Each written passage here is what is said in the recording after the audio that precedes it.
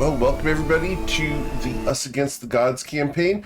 A couple things before we do get started. If you know someone who wants to play any GMeric games, send them my way. I'd love to talk to them about either getting on the waitlist for a campaign slot or getting into a one-shot.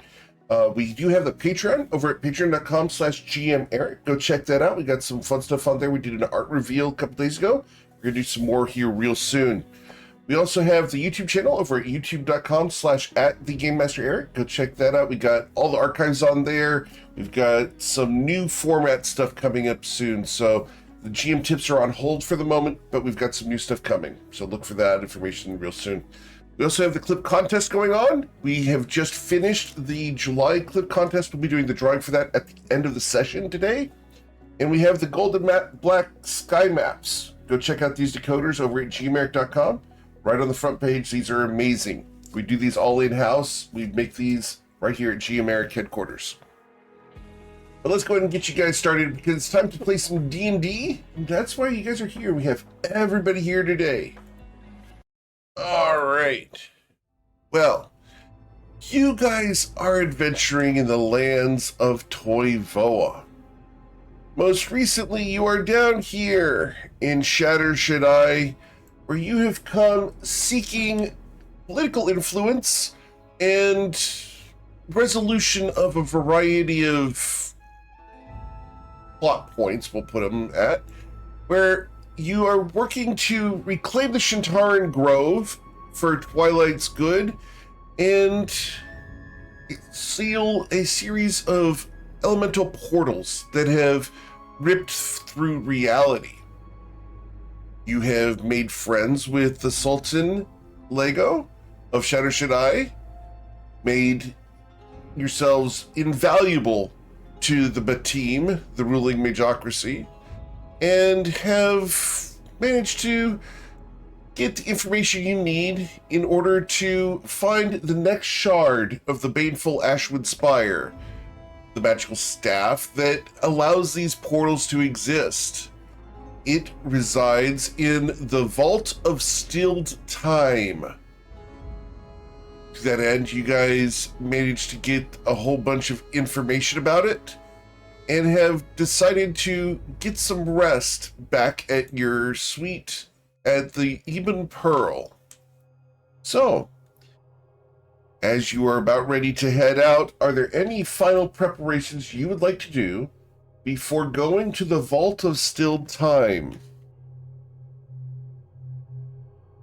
Did we ever get any type of alchemy supplies or potions or anything else before we start this eventual TPK?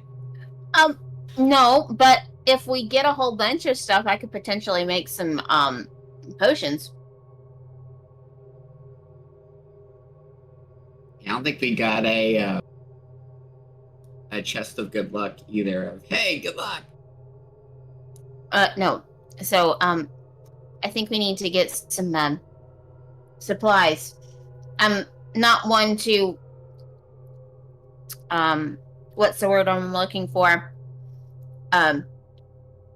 Impose upon a kind host too long and get everything else that we ever needed, but you've already done that, so I'm gonna go ahead and do that and ask for see if I can get our people, the people who work here, to go get us some of those supplies. Potentially I can make them cheaper than than us buying them. It does take time to make those. It's not instant.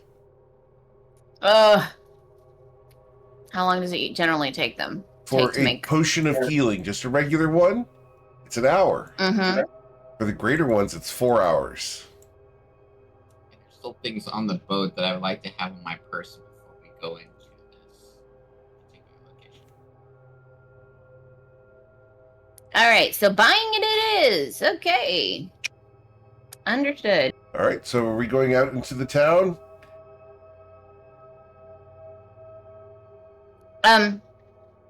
When's okay, it's been 2 weeks. Did we ever do the ball? Yes. Yeah, we did. Yeah. I'm sorry. I'm having a moment. Okay. So I guess on the town it is. Okay. So out into the town of Shatter Shaddai we go.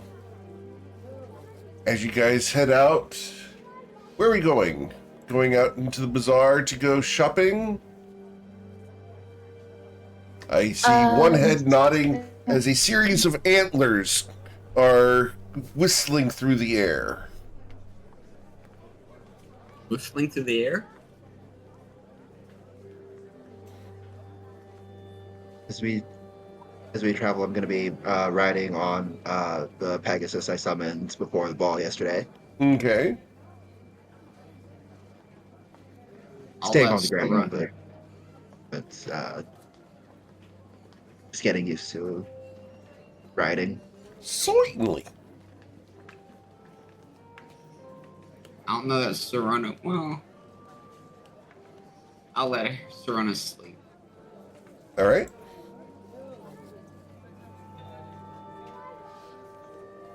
So where are we going? What are we doing? Obviously, we need potions of healing. So we need to find a place to have that. But then I've got a couple of things that I would like to request. Okay. So you are going to go ahead and find a potion shop. And we can get you over there. Let me get you to there real quick. That would be the Shadow and Flame, I believe. Yes. You guys will go to the Shadow and Flame potion shop.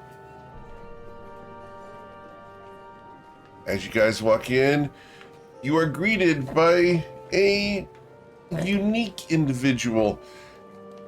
They are an older man wearing a turban, and he greets you. Ah, hello. How are you doing today? Are things good?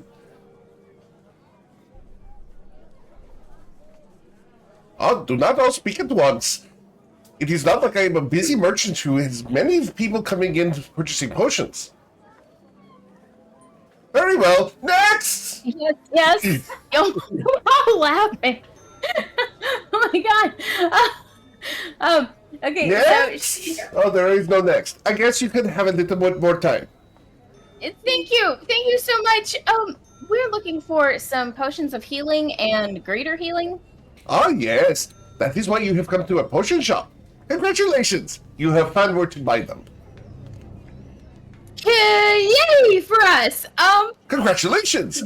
Let me shake your hand. Thank you. She's like shaking. Bouncing. She's shaking because he's so- shaking her hand so hard. You have found a place to have purchased them. Awesome. Would you be willing for us to purchase them? Of course, of That's course, it. of course.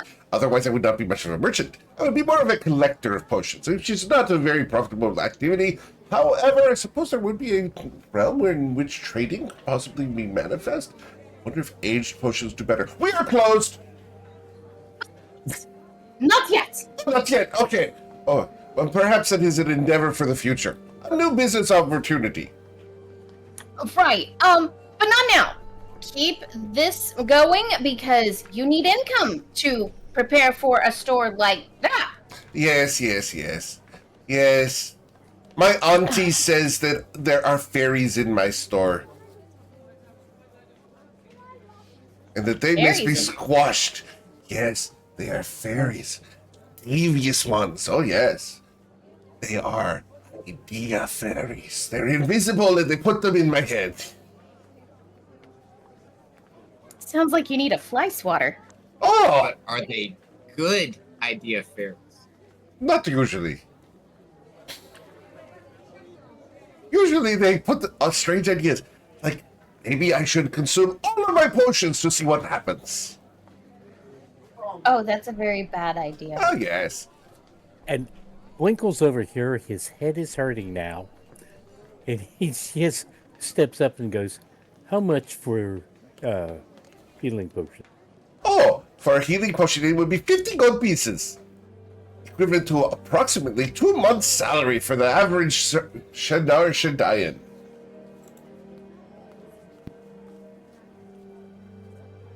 Ooh, okay. I would like 4 of them. 4? Oh, good goodness. You must be quite ill. Are you well? Please sit down. Sit down. Right here, yes. Right here. Ah, yes. You have fever. Oh, your nose. It is unusually wet. Is that normal? Yeah, when I think of things I like to eat, yeah, it gets. Oh, okay. Oh, here we go. 4 potions of healing. That will be 200 gold pieces before I hand them to you. Okay, and I hand over 200 gold pieces. You are very welcome.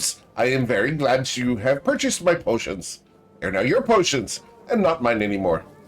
Wonder if I can make it so that people buy potions, they remain mine, then I can resell them to them. Subscription model. Yes! That sounds like a pharmacy. That doesn't... Oh, what a good word. Pharmacy. We could build them from afar. And dealmancy. Whatever that I is. like it. You wouldn't happen to have potions of speed. No. Those are illegal. Next track. I would like to buy 10 potions of healing and could Potions I have of healing. Nearly 2 years of income for the average Shadayan. Must be quite wealthy. Your man must be provided well. Oh, Must be nice to have a sugar mama. I think he's the one that's providing the money, right? So he's a sugar daddy. Oh. So, he reaches over to shake your hand. Nice to be doing business with you, sir. Absolutely. Allowing her to simply spend gold willy-nilly. It must be most pleasant. Great. So she asked You buy for 10 potions of healing for 500 gold. That's fine.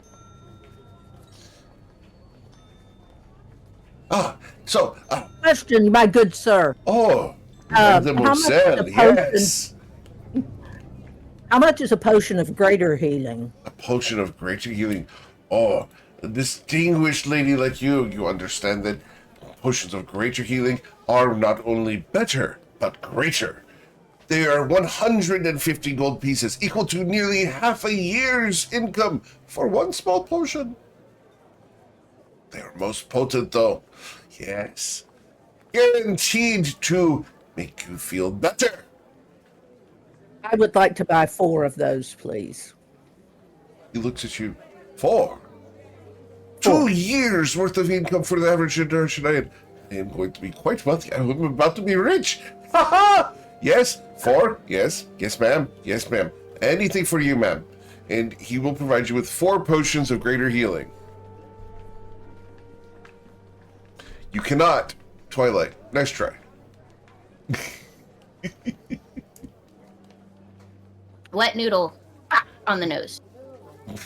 Full noodles. Yay. No, take that back. It's the good idea, fairy. Slice water. You can't blame me for asking about a candle at Temple Hearth. Okay, I really can't blame you for that one. Okay. I would like to purchase 2 potions of greater healing. 2 potions of greater healing. 300. Of course. Yes, madam. It is most nice to be having you of the Shanosan Protectorate here in Shadow Shaddai. Of course, ma'am. Here, 2 potions of greater healing. Are you going somewhere dangerous?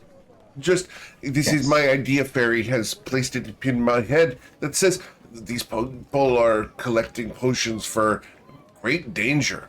You should not go. And why should I not go?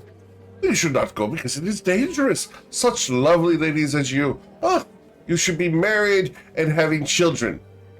Making sandwiches in kitchens and generally making a wonderful time of your lives. And then your men should be doting upon you and giving you foot massages, ensuring that your sandwiches are consumed only by you. Covet mumbles under her breath. Nice recovery. I don't understand. My ears are getting old. Oh no, No, that's fine. I'm just mentioning how you have such a lovely shop. Oh, thank you. My wife ensures that everything is where it should be and that I keep things organized. She sits up on the balcony there and goes, Habib, Habib, move that over there. Habib, as I am, does what she says.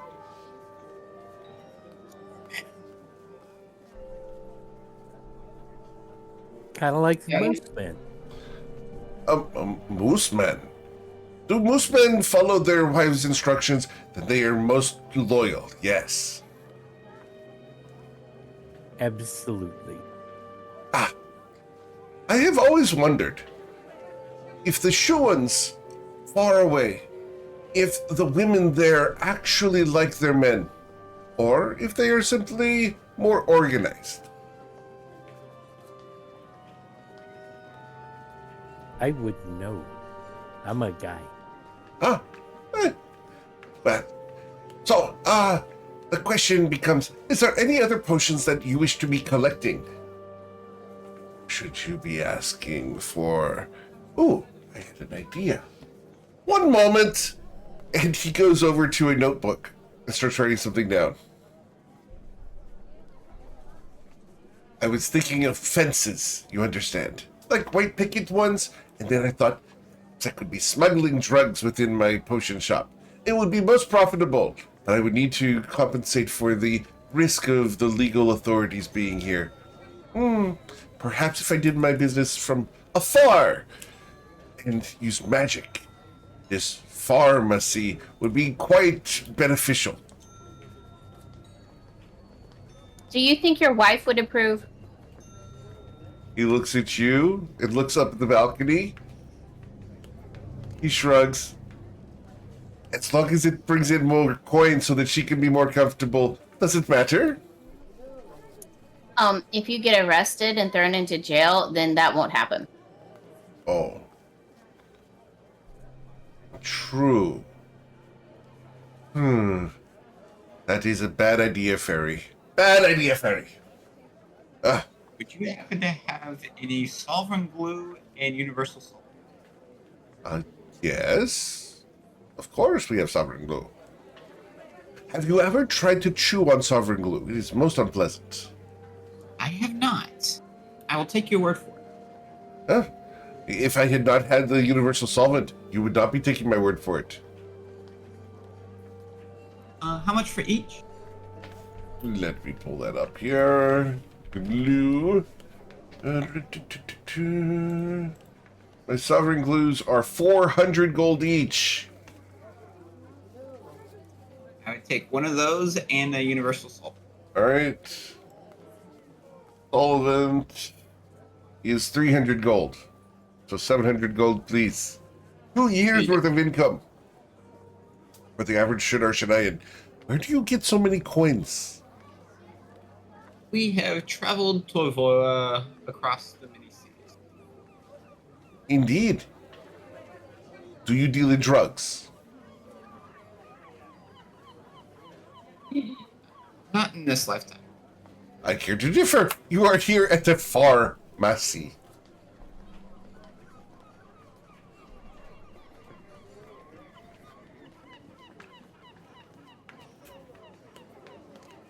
Do you have any potions of invisibility? Yes, ma'am. Of course. But you cannot see them. That is the whole point. I would still like to buy 2. Can you put like a dye on them so I can find them? That would defeat the point, would it not? Would drink it, and then you would see red fluid collecting in the belly of whoever. But I can put Then a I need ribbon to- on the jar. Yes. That'll work. That'll work. I like this. One That's a moment. good job. That's a good idea. Where did I put them? Oh, yes! He goes over to a wooden box that's labeled Invisibility Potions. It reaches inside and pulls nothing out. It hands it to you.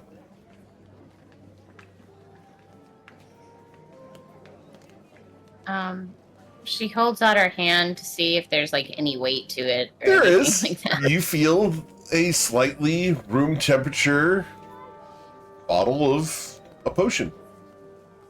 Does it slosh? It sloshes.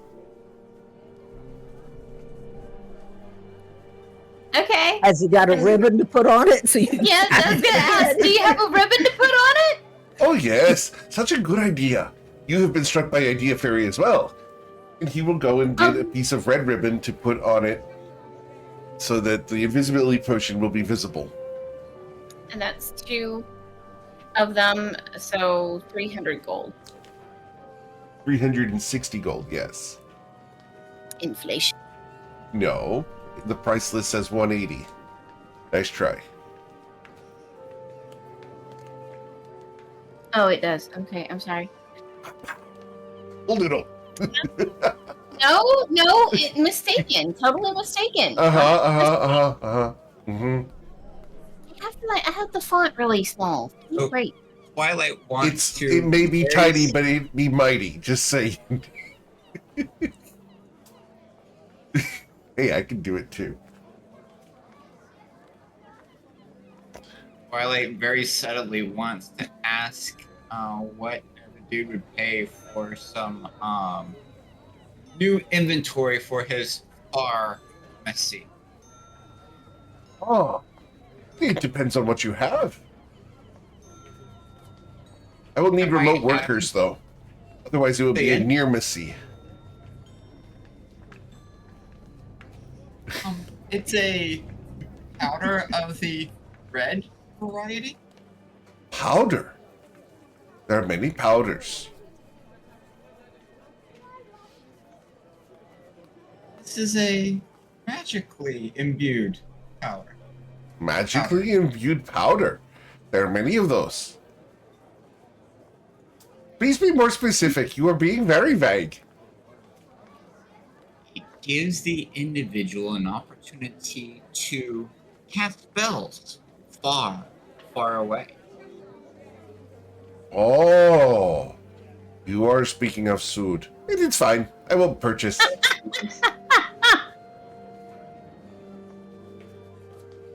And how much would you pay for such an item? For each dose of red Sood, I will give you 1 healing potion. I thought you were wanting to deal far away. That doesn't seem like it's actually worth it to you. I do not think it is worth it to you. I must make a profit. And I am not a spellcaster. It will not be helping me. I am a businessman, sir. And my I would, poor wayfish wife, who is starving upon the balcony, must make food, and I must provide for her. You understand she is wasting away at the loss that I will be incurring if I pay more than the 50 gold pieces for your suit. I will trade you 1 healing. Or this red suit for 1 healing. Very well. A pleasure doing business with you, sir. And I have messages from Miss Covet. There are no such things as low-level fireball beads. They are just fire beads of fireball. Nice try. God, it's trying. There's no, it doesn't exist. And then I also have a question about an adult dragon's breath grenade. And you can find one here. He has one. And it is going to cost 1,000 gold pieces. Yeah, I'm not gonna do that. Very well. So I do want to go pick mine up from the ship. Okay. Well, a pleasure having done business with you. I will ensure that my wife eats a sandwich of her own making. Of course, you have to keep her fed. She must feed herself. She's a grown-ass adult.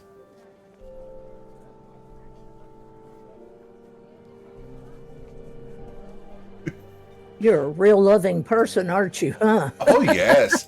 I provide to make sure that she has the money that she needs in order to make the sandwiches while she is barefoot and pregnant in the kitchen. Oh my God. What? Get me out of here. I have a photo on my phone I keep to reminisce. Oh, you. I am not going to touch this with the 10-foot pole. Look, he's glad that she is making sandwiches for herself while barefoot and naked in the kitchen, barefoot and pregnant in the kitchen. That's what he wanted. So she's making sandwiches for herself, which is fine.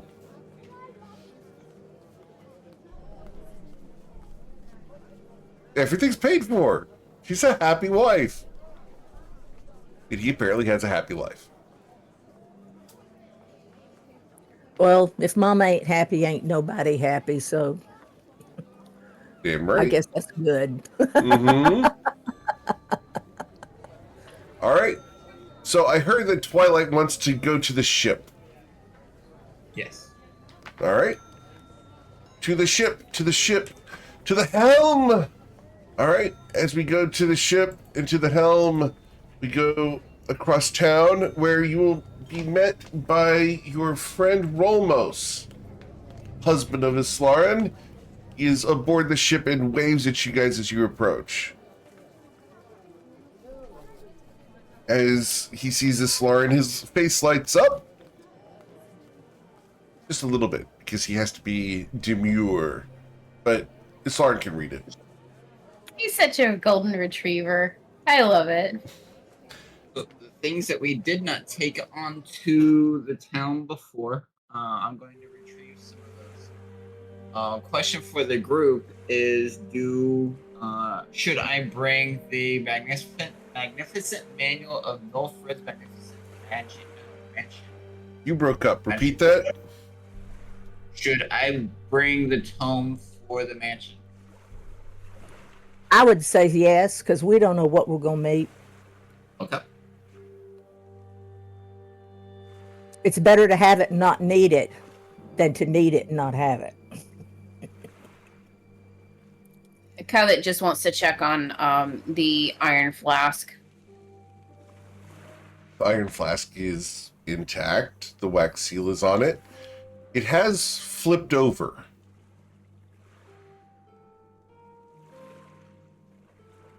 I'm gonna right side it. Okay. Poor little fella. I'm hoping to get this handled soon, little guy. I'm sorry, Absent. You have to stay in there so long. Clang. That doesn't sound very. I'll give you all the honey when we get everything situated. I promise. Everything fixed. I'll give you all the honey that you know, like, that you could eat for a month. Once we get it fixed. As you're talking to an iron flask, there's no response. At least not there's open. No clang. At least there's no clang. It's not open, right? I mean, because there No. had to be a, yeah. Because there's a word that we have to say, and I'm not saying it. Nice try, Gia. Yeah.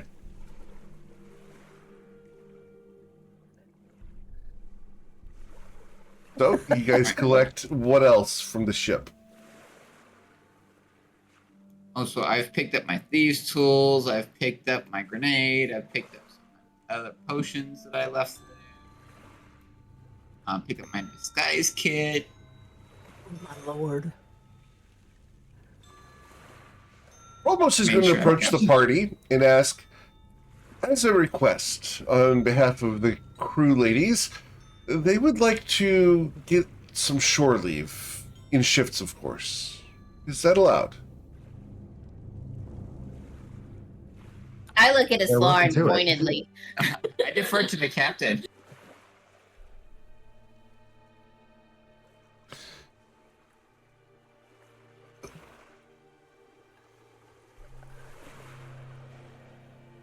Lauren, what did you say? They are welcome to it. Very well. I will ensure that they get 1 day in rotation.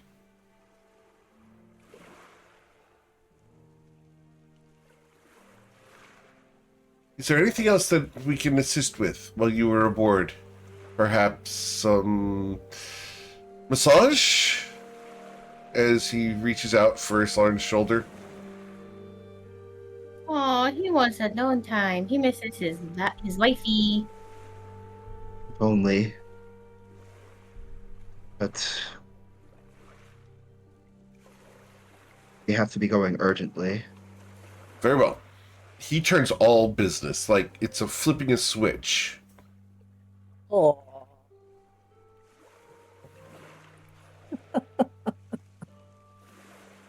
You can have a few minutes if you needed it, Soren.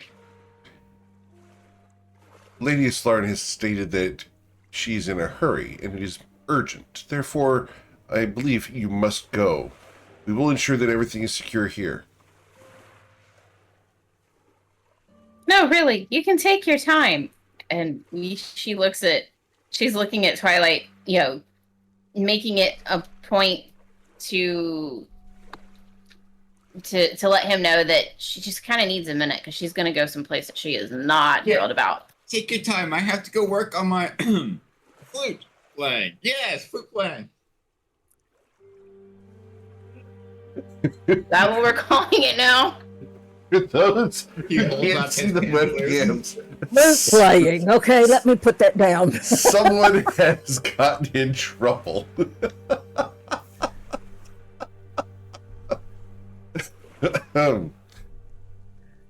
He holds up his hand. Did you? Oh, no. Okay. So, Every moment we spend here is a moment that the enemy we are due to fight can spend growing more powerful. You're not wrong. However, I do need a moment because we're going to go to the place that, I don't know, sent me to the Judge of the Dead. I just kind of need a minute to breathe. It wasn't important enough for them to cancel our attendance at the ball. so are you practicing on your pan But know flute, that Twilight? What? Missed that? Are you practicing on your pan flute? A series of tubes of varying lengths and diameters? Blowing on each one Connected in together turn? side by side. Yep. With appropriate application of breath to make sure that the right sound reverberates across to bring out that emotional response. Understood. Understood.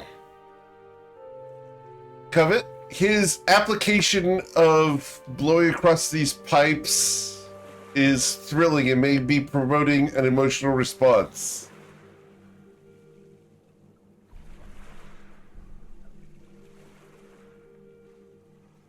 G America's in trouble now.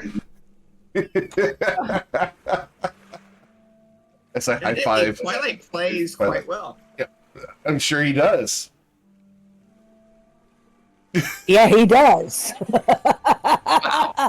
Uh-huh. You should have been playing the pan flute all along. I don't know what to say to this now. We're going to have to wipe GM up off the floor.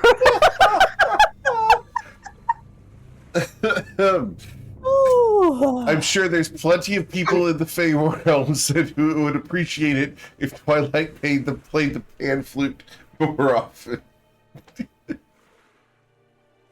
Oh my god.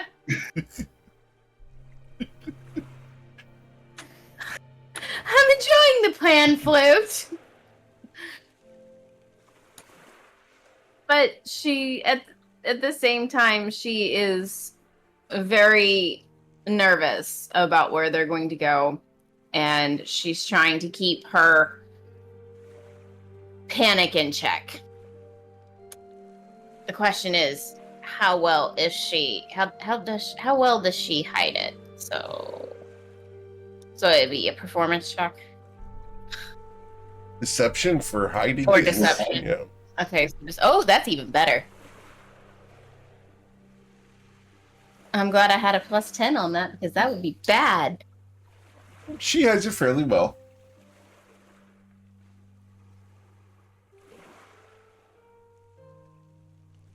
Romos is going to walk up to Twilight after his amazing performance.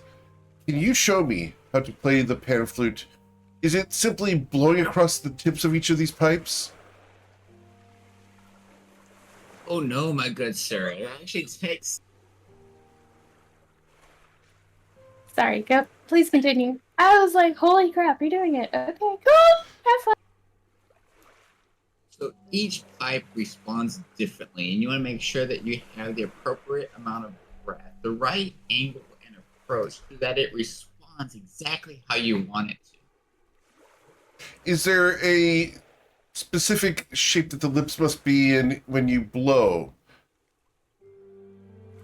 Absolutely. Understood. Can you show me? Well, I just got finished before. Did you not watch? I'm willing to have you charge. It just takes practice. Understood. Well, suffice it to say that I'm sure that your pan fluting brings all the other men to the yard. No, it's more of the audience as a whole. Ah, understood.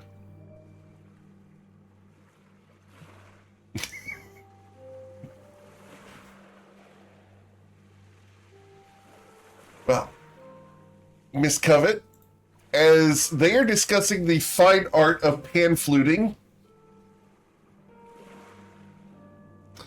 what are you doing? What are you doing?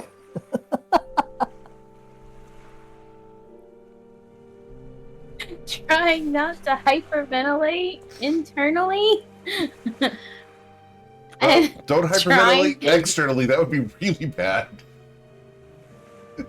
She's trying not to panic, but at the same time, watching this interaction between Ramos and Twilight is rather comical. Ayla is going to walk up next to Covet, and I'm just going to reach up and put my hand on her shoulder, and I'm going to say, Covet, I know you're really nervous about this, and I don't blame you. I'm nervous about this. But you have more reason than any of us to be concerned. Please know that not only I, but we all have your back. And we will do our very best to make sure that everything goes well, especially for you. At least we're actually going this time and been blessed off to do so. Yeah. Just wanted you to know that at least I know what you're going through. And I'm going to do everything I can to help make sure it works out well. And then Ayla's going to turn and step off to one side, and she's going to fold her hands and bow her head and just say a prayer to her God for protection. Okay, please roll your religion check.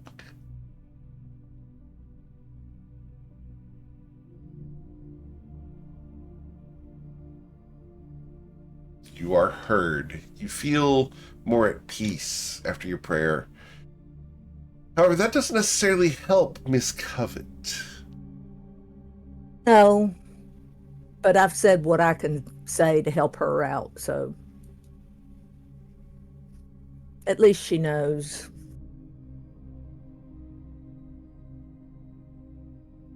Twilight's call hugs his wife.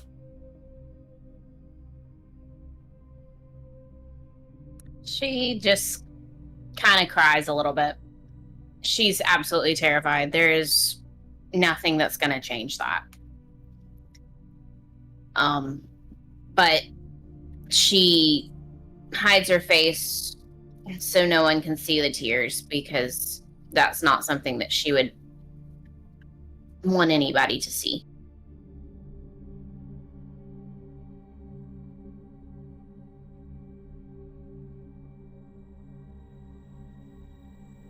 after a moment, she gets composure and she just squeezes Twilight back, and she's like, I needed that.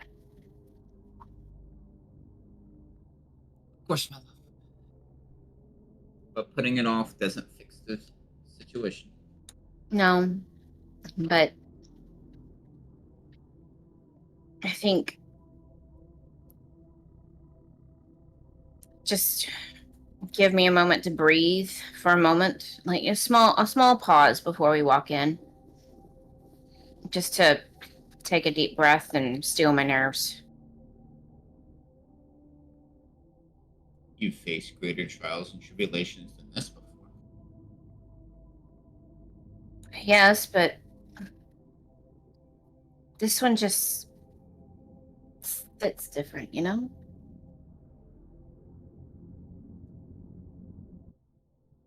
You've been tried, you've been measured, you've been weighed, you've been found not guilty. You've risen to the challenge, you've achieved what has been set before you. Every obstacle, every tribulation has fallen to your hand. This is just one more step in the path.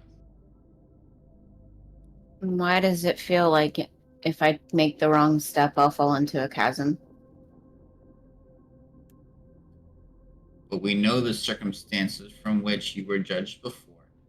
We've already rectified those situations. This is just one more part of the cleanup across it. This is nothing more than the next step on our journey.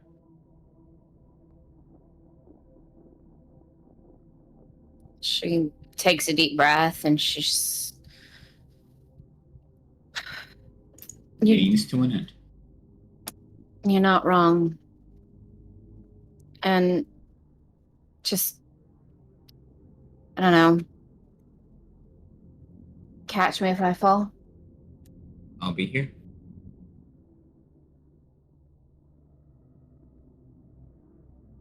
But make sure they fall first. That goes without saying.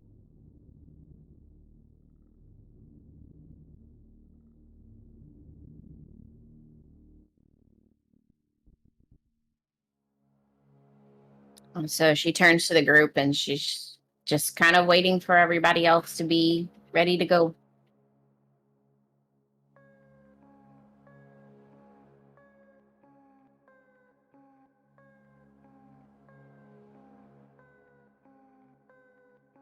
Eowyn, are you good to go? Are there any supplies you need from the ship?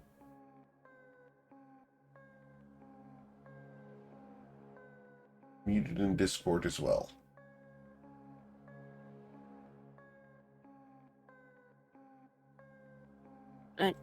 There's nothing I need. Nothing you need? Okay. Islarian? Ready to go? Bwinkle? I'm getting a big nod. Okay. Ayla? I'm good. I did what I needed to do. Covet's good. Twilight? You have left Rolmos. He's gone. Oh, well. Twilight has left Rolmos looking for a pan flute. He's going to be sitting there trying to practice on Twilight's pan flute if you will let him. Oh no, we don't share pamphlets. We don't share pan flutes? Very well. All that spittle and everything else that gets in there, no, you don't want to share. So, he wishes you the very best. Have a wonderful time. Please stay safe. And do remember, if you need us, we are here.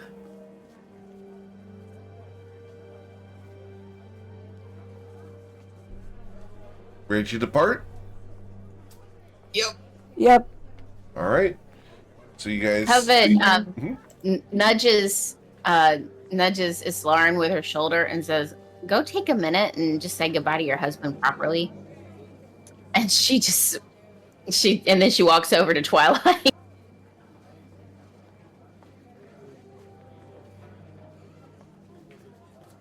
It's Lauren. You already said goodbye.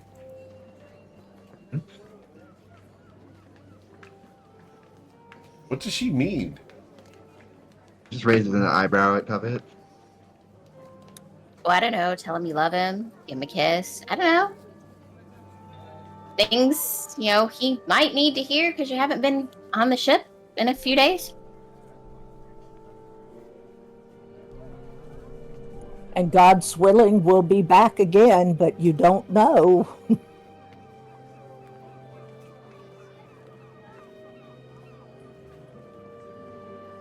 I will nod and I will return to Rolmos. Very well.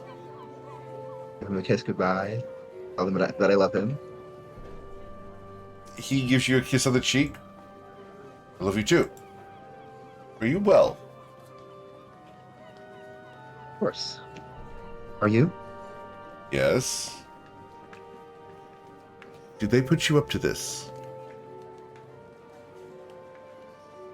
You see, Covet was, she's like looking off at the mast and the sails.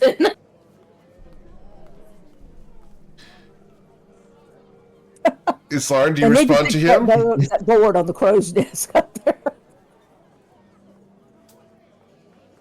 Do you respond to him? They said that Yeah, good. they said that it might be reassuring, as if it weren't merely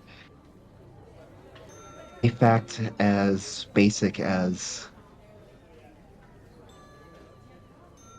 the fact that the tides go in and they go out. Eternal is the seas. Ah. He looks at the rest of the party, who are all looking at these two, and he leans in, and the only person who can hear this, but I'm going to go ahead and reveal what he whispers, is Lauren. Would you like to try something fun to tease them?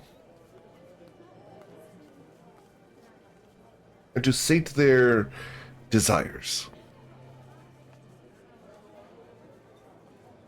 He takes your hand All right. and starts going towards the captain's quarters with a rush.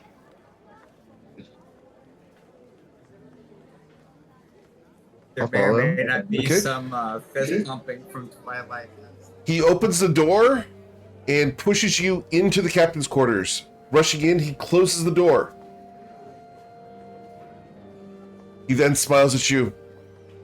This is what we refer to, I believe, as a prank. Now, when you are ready, begin screaming, and I will bang on the door as loud as we can.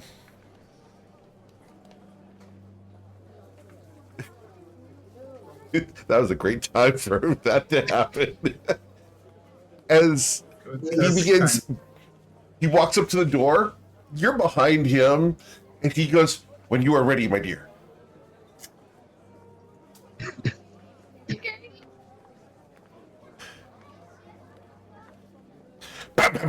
Lauren's just speechless. And then he begins running from one side of the captain's quarters to the other side of the captain's quarters, causing the boat to shift slightly, side to side. Rocking on the boat.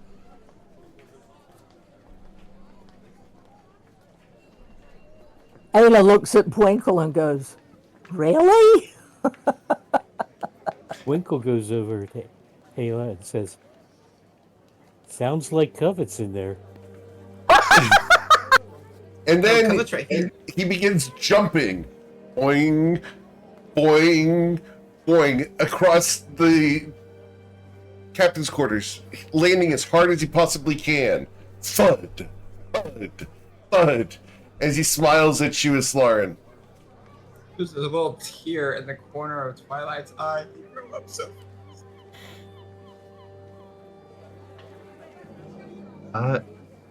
If Lauren is going to get the ground dweller spear and start pumping on the ceiling. with it. Understood? Cool. Ramos is going to take his hair and mess it all up. The ceiling? Hey, we don't know what these protectorate people are into. He then goes over and grabs one of the hammers for knocking out the belaying pins and starts slamming down onto the deck of the captain's quarters. My word. He runs to the hurricane lamp and it breaks it, shattering the glass. I don't want to clean up that room. And then he's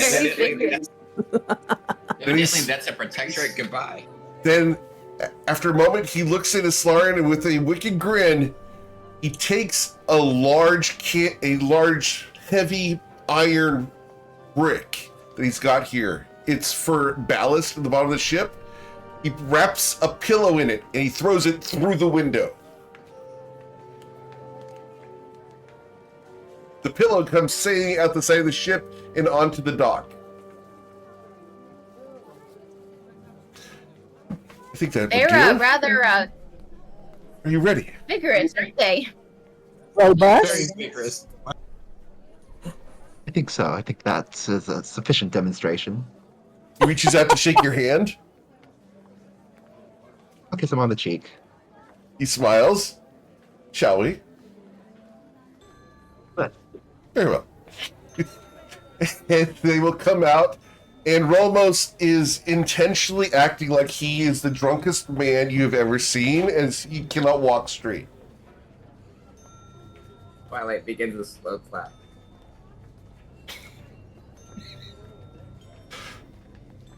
Winkle comes over and says, "Do you need some ice cream?" He looks at you, perhaps some mint chocolate chip, as he goes to the mast, leans against it, and then slides down to the deck in a sitting position. Oh my god. That's great. Oh my god. Meanwhile, in the rigging, bets are being exchanged.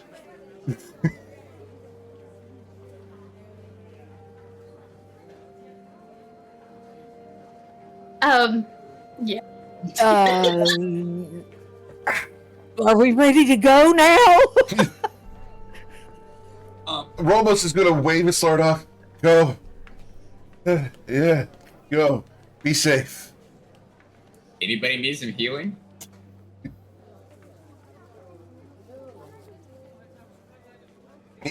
Rolmos just goes, no, and gives you a thumbs up and wipes his brow.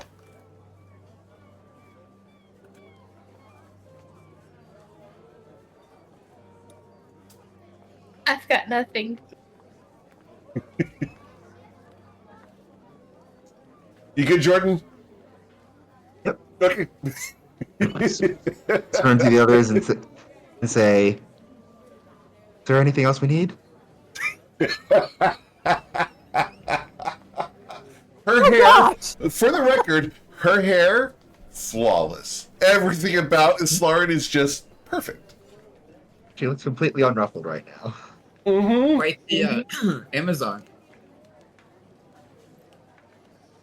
I think that's a Down boy. I think we're good. I think we're all ready. If you need Yeah. a nap, you good? Yeah, we need to go. I have no need to nap. I'm quite invigorated. Of course, after that vigorous goodbye. And she's like, okay. Good job, girl. I'm proud of you. Wow.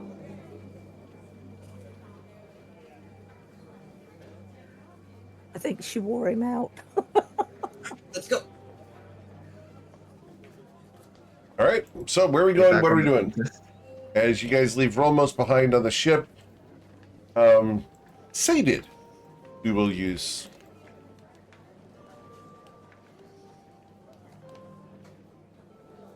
I guess we need to go to. As I get ready to depart the ship, Twilight just gives Rolmos a nod. He nods at you back, and he widens his eyes. Wow.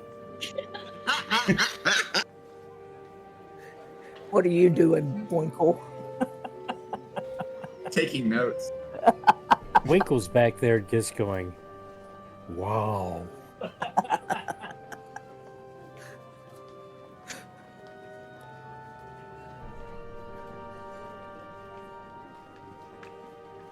So I'm guessing we're just gonna head straight from here to the vault. Yeah. So, As we're in transit, I will tell everyone we've done this kind of thing before. It will be dangerous, but we are brave. Just need to be smart. We need to keep our skills sharp. Wits about us. We will succeed. And I think we need to Covet. remind us to stay together. Indeed. Covet. Now you know why we are here. Now, if anyone asks, you have a more complete defense. You can say that you had permission and a noble purpose. You know that the only way you could have been there was to do the right thing.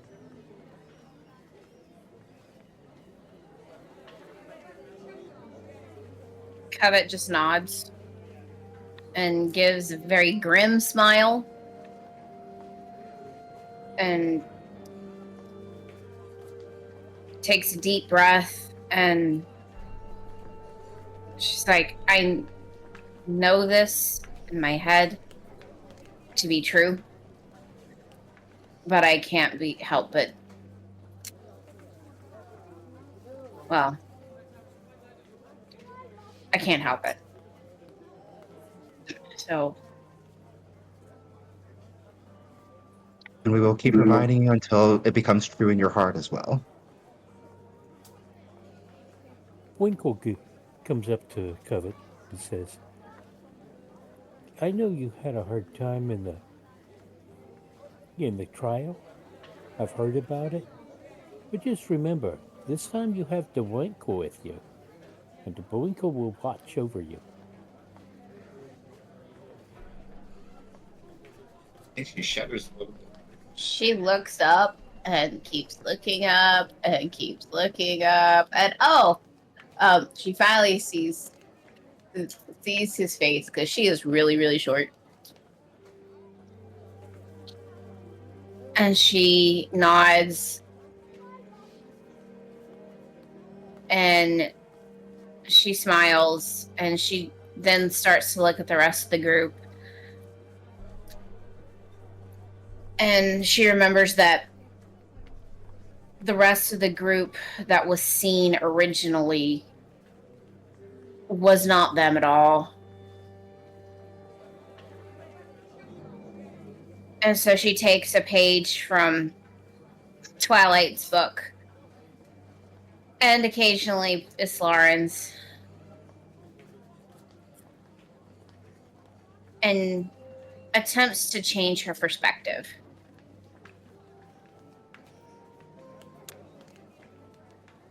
And when she is able to do that, she is more confident about going in, though wary.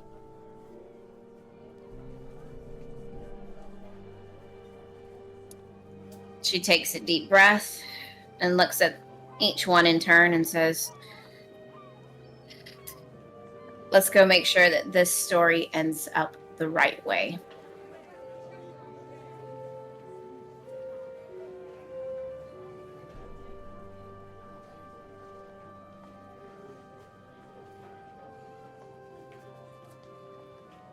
Everyone will get 18 temporary hit points. Thank you.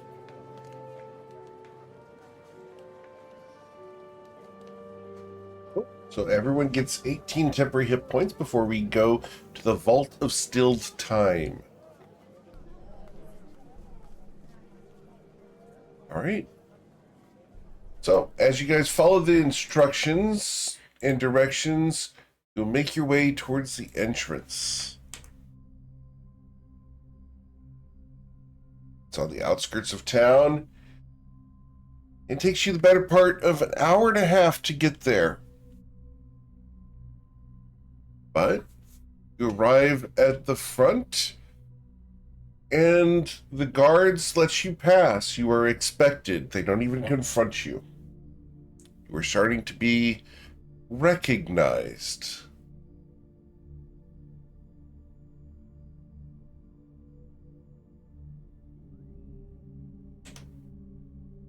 that a good thing or not? That depends on your perspective. They could recognize us as a offering, as in sacrificial offering.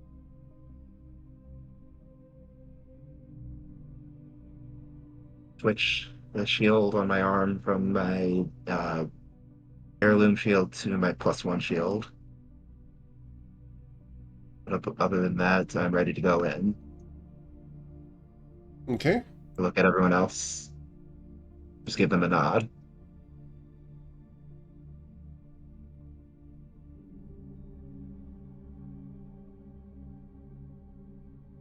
Okay.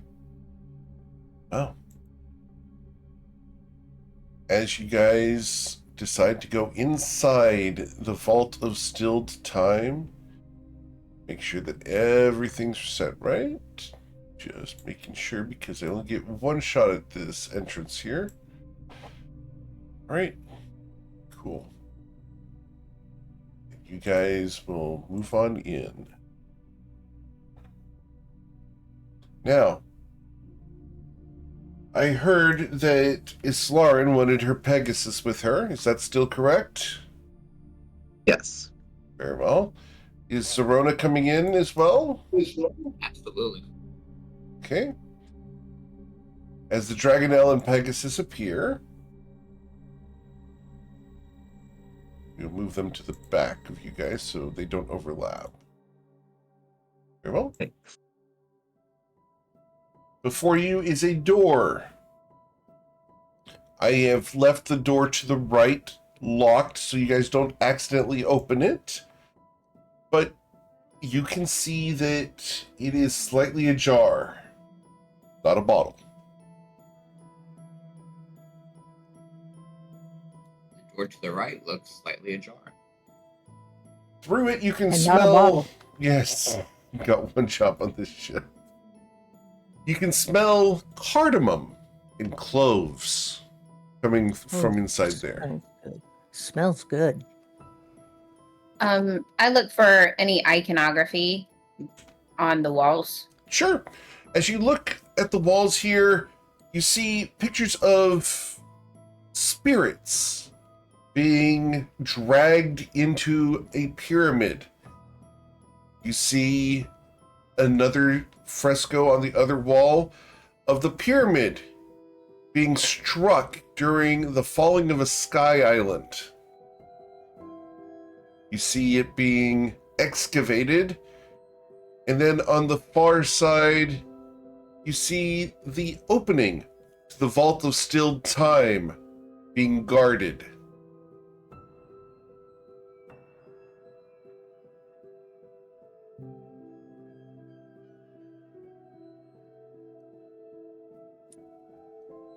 Unusual.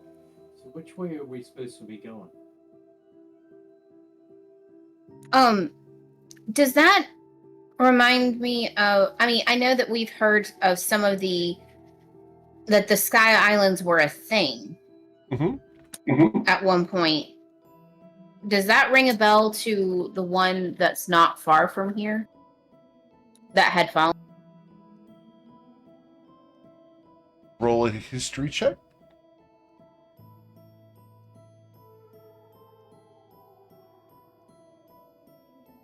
With a 24, it does sound similar. Yeah, It's referential to that. It's referencing And what the I Sky remember- Island that impacted the area. And would I remember the name of that island? Because I know that the name was there. I just don't remember the And name. let me go pull that up real quick here. I didn't think we were going to ask that question. 1 sec. Gotta go pull up my list here. The Endless Pinnacle? No, that's not it. The Endless Pinnacle did not crash here. This was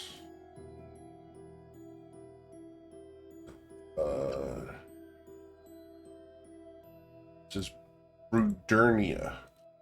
That chat for you here.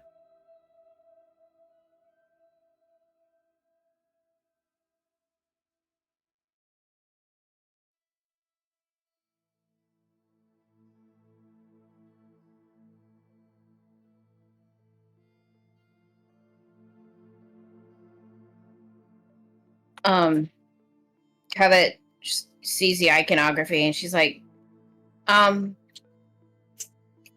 could this potentially be that sky island that fell not far from here?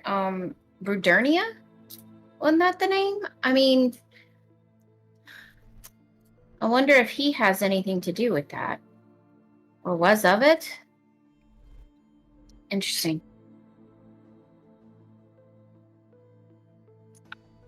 And she's referencing she's referencing the necromancer that's here, obviously, so, but still saying it out loud. It's an interesting question because it does tend to. It seems to show that something caused it to fall onto this pyramid. That's a rather specific location, wouldn't you think?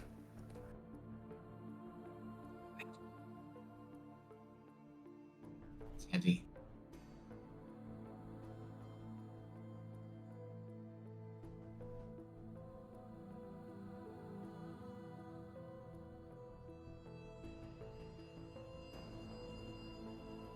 Perhaps there'll be more to learn if we delve deeper in.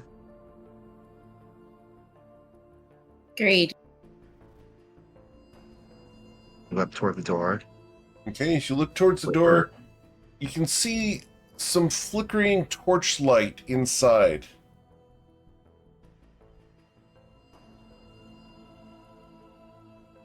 The smell is definitely coming from inside this door. It smells nearly intoxicating.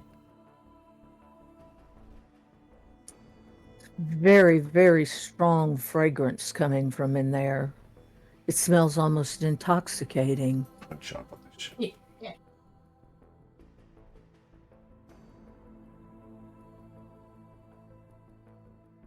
Ready to go through the door?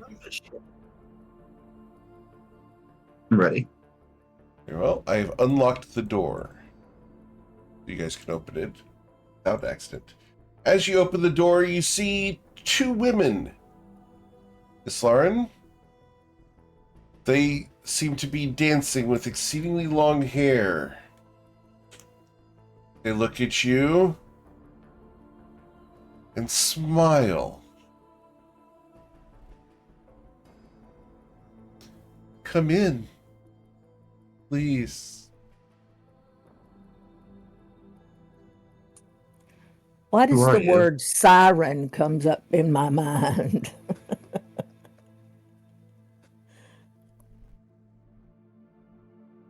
Won't you come in, please?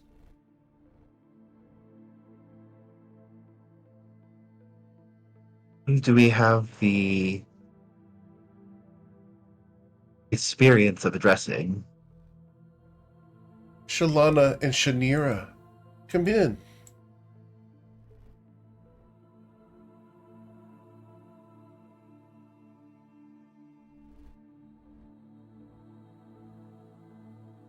GM, how tall is What, the what, sun?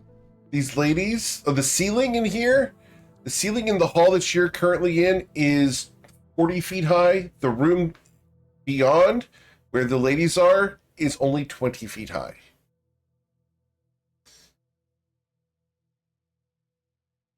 Enough for a low hover. Yeah. Come in, please. After all, we're so lonely. There's dangerous creatures here. Won't you come in and protect us? There are dangerous creatures. Are you among them? We are among them. Please save us.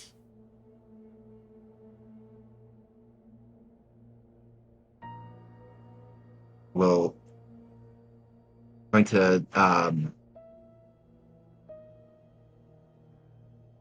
use my channel divinity.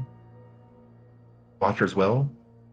There's all advantage on intelligence, charisma, and wisdom saving throws for a minute. Very Then well. I'll move forward. Okay. As you do that, they look at you.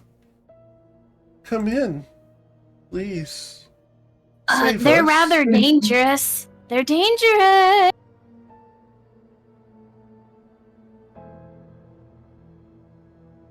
They gesture to you, Islarin, and as you walk in, I need you to make a Constitution saving throw. I got a bad feeling about this. As your Pegasus does as well.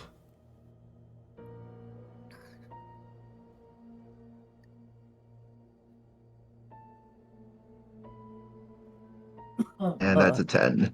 All right. The Pegasus is now charmed by these women. Such a beautiful animal. Come here, please. She gestures to the Pegasus.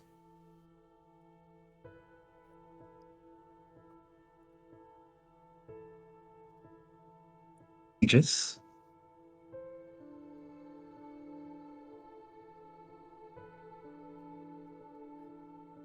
Okay.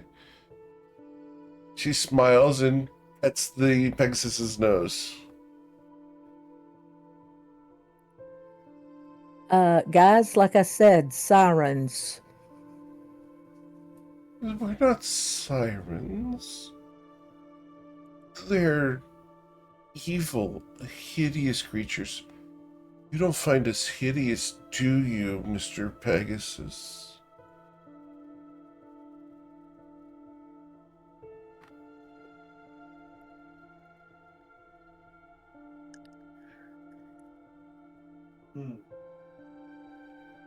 I have this urge to shoot Marvel. What can we find beyond these doors? Prisoners. We're all prisoners here. They want to keep us here. They think that we're bad. We're not necessarily evil. We're just made that way. I've heard that before.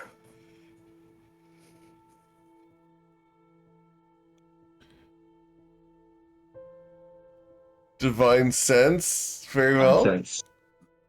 Cool. So, we're going to take your little radar here. Whoom. That extends out 60 feet, right? All right, so I have to zoom out here. Yeah, 60 feet. Okay, and we have established that in this campaign, you guys allow this to happen through walls. That's your choice. So, here we go. And this is Celestial Fiend or Undead. Awesome. Yes. So, let me double check what I'm doing here. So, from here, you sense no celestials. Oh, well, you sense a celestial here, technically, and here, technically. Yeah. But, we go, there's an undead here, a very large one. And there's an undead here, an exceedingly large one there.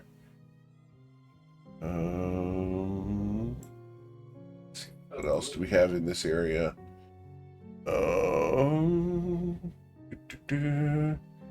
There's a fiend here. And here. There's a fiend there. A fiend there. There's an undead. You can sense an undead on the fringes there. But other than that, no. That's what you sense at the moment.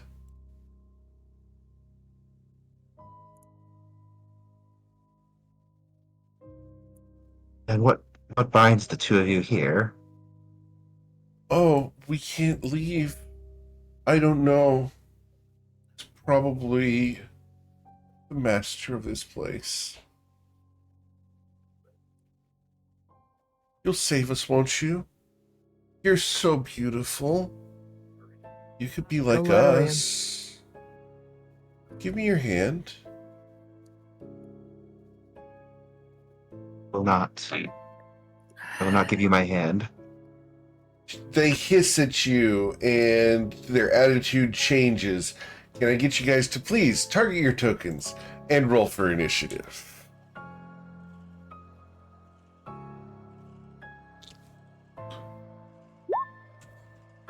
As these two entities in the room get exceedingly hostile.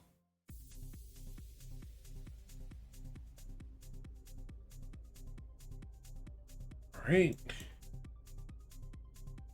And we're going to roll their initiatives, which are here and here. Didn't give me Twilight's initiative. I'm sorry, we didn't get Twilight's initiative on there? Okay, what was his initiative supposed to be? 16.2. Okay. Awesome. All right, going down the order. Whoa, why is the Bwinkle rolling so many times? Bwinkle should have a 12 on his initiative. We will fix that. He should have a 17. 17? Very well. Because he's within 10 feet of me. Very well. Cool. All right. Eowyn, you are going first. What would you like to do?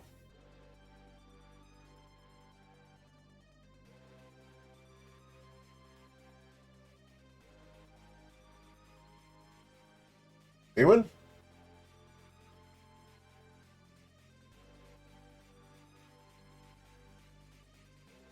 Did we lose Eowyn? No, Oh. here. What you doing?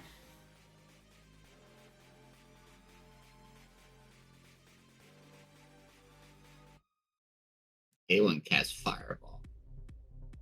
It's in any room. What?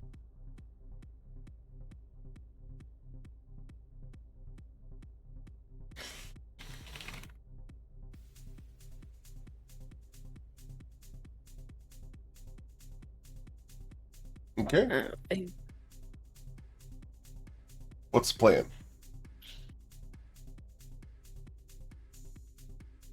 can I reach? If I use Scorching Ray on this one, will it hit this Aron? No.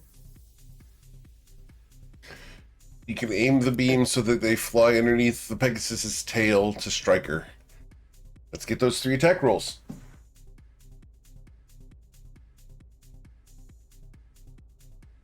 As the beams of fire magic fire off, the first will strike her, dealing 10 fire damage to her. I'm sorry. She's immune to fire. That's good to know. Yep, the 3 beams, pow, pow, pow, splash against her, and she smiles. Oh, that's warm. You're a weirdo. He'll say that to her, and I'll end my turn there. Okay. Ayla Taylor. Well, finding out that they're immune to fire is helpful. So this lovely creature up here, I'm going to cast Guiding Bolt. Cool. And that's up here. A 20 blasts her with 11 radiant energy, and the next attack roll against her has advantage as she begins shimmering. Her dancing becomes a bit more elaborate as she shimmers and shines. Yeah. Anything else, Ayla? No, I think I'm gonna stay right where I am, so we're good. She smiles at you. Lady, join us. Give me your hand. And we'll give you a No. new body without a glass leg. I like my leg. I picked it out. Go away. All right. Bwinkle. What would you like to do, Bwinkle? I'm going after this one right here. And doing my normal cowardice way of doing things, we're going to use an accurate longbow accurate shot. Okay. Doing your accurate shot up here. That will pierce her, dealing 10 damage. That's a good shot. Wasn't that with advantage? Why would it be with advantage? Guiding bolt. Oh, Because I correct, cast yes. guiding bolt. So check for the critical strike. Let's re-roll that one more time just to see if that got the critical strike. You're correct.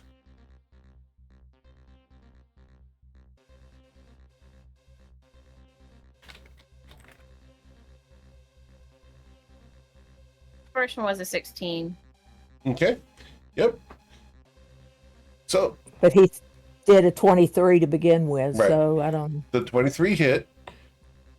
Let's go ahead and get you to now take your second shot with advantage. Sorry, second shot does not have advantage. Just one Right. shot here. So, Right. Take your second shot.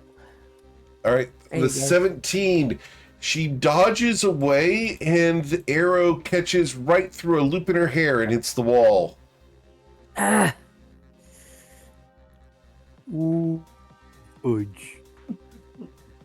You gonna do it again? Do you have a third shot? I have a third shot, right? Yes, sir. Try again. I'm going to use same one. Very well. That's a Yeah. natural one. This woman is so beautiful. She's almost as pretty as Ayla. And with her motion that she's doing, the tribal dance is distracting. Nobody's as beautiful as my Ayla. Okay. Well, anything else, Bwinkle? No, I just a little disappointed. That's There's valid. Nothing worse than hoping to get a shot and getting and missing. Sweet.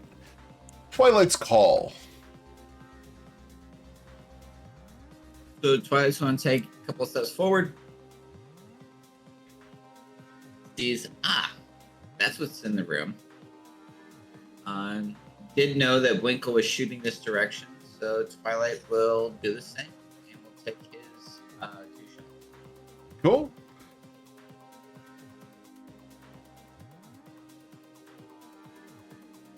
And with Ooh, so close. a 21, you are going to strike, dealing 14 damage.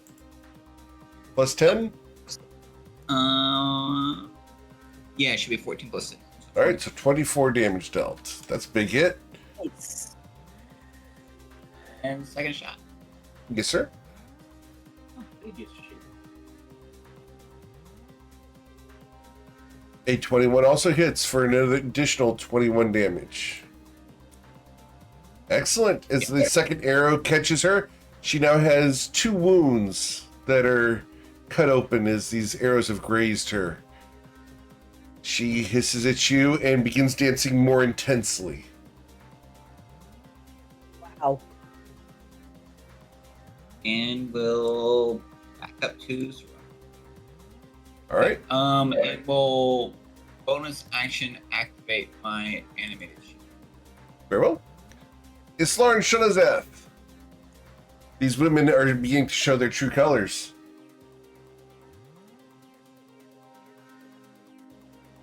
As I was suspicious of, I will move forward and try to strike at this one Okay. 3 times.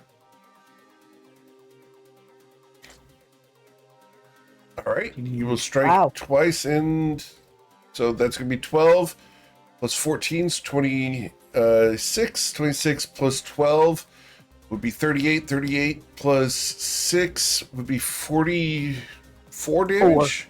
Yes, ma'am. All right, 44 damage dealt to this woman. Anything else?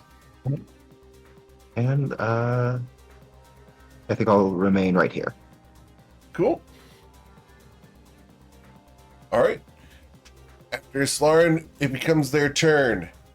They begin writhing and gyrating, and the woman that you just struck here is going to look at you, and she opens her eyes fully. The irises widen out until radiant orbs replace her eyeballs, and she glares at you. She's going to fixate her gaze on you, Islarin. I need you to roll a charisma saving throw of DC 16, or you will be blinded for 1 minute. Right. Are we still within that 1 minute period of time since I used my challenge ability? Yes. Okay. So with advantage. All right, you successfully save against that. You are immune to this woman's blinding gaze for the next 24 hours. Yay. I don't think Islam can feel that. Because she is dancing so vigorously, however, she whips her hair around, and as the hair whips around, it's going to slam it into you twice, Islarin, or your horse. We will find out which. 1d2. This is going to strike the Pegasus twice. The first time, a 13 to strike the Pegasus. That'll hit. Okay. And that's going to deal 28 damage, 11 bludgeoning, 17 fire. As her hair is that hot. The second slam with her hair is going to be a natural 1. I will miss the Pegasus. All right. Cool. Then we go to It's no Zerona. longer charmed since it got attacked, right? I'm sorry? It's no longer charmed since it got attacked, right? Correct. Okay. All right. Making sure for planning purposes. Sure, absolutely. And let's make Pegasus acts after your turn, usually, correct? So, Right, yeah. all right. Oh, yeah. Zerona. It wouldn't change anything of a dodge, so. Mm-hmm. Serrano's going to fly in, take 2 strikes.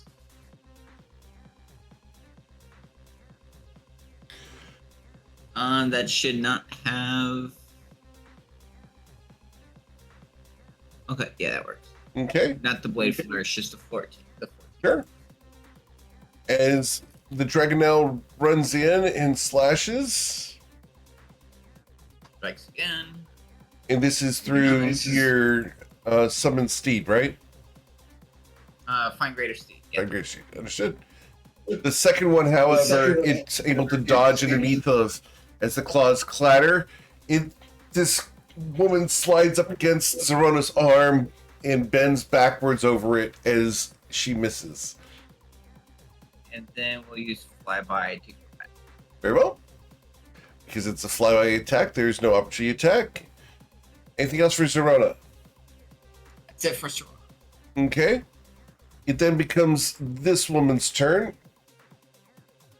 This woman was shot at 3 times by Bwinkle and by Eowyn and not by Covet yet. So she can see all of you. We're going to go ahead. Actually, we're going to take a step forward to here so we can see everybody. All right, we're going to choose one of the people here. 1d6. Oh, sorry, I have 8 targets. 8 targets. 1d8. Number 3, that's Ayla Taylor. Ayla, this woman's going to come to here. And she's going to use a blinding gaze on you. Need you to roll a charisma saving throw of a DC 16. Or you'll be blinded. Roll again because you have advantage. She succeeded, so it doesn't I matter. succeeded the first time, so Yep. it doesn't matter. Yep. All right. And then she's going to whip her hair out the door to try to strike you. Whap! A 23 to strike you, Ayla. For 29 damage. Jeez. The second whip with her hair will be a 26 for 31 damage. Ow. She continues gyrating here in place. And we'll take one step that way. All right. Does the Pegasus want to take an opportunity attack? No, why not?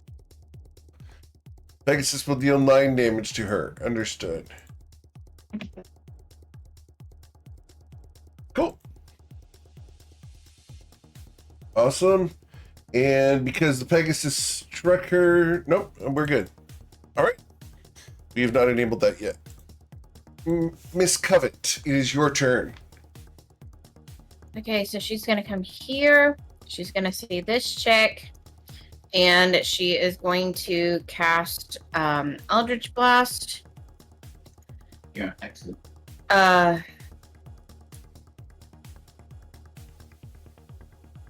14 to hit. A 14 does not strike her as she smiles at you, and it's distracting for a moment as her hair swooshes in front of her face. She shoots again.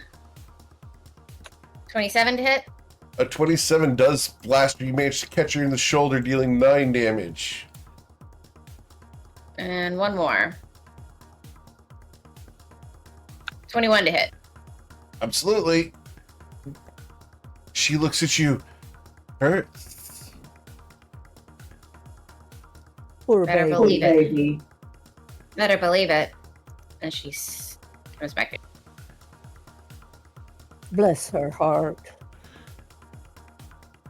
Thank you.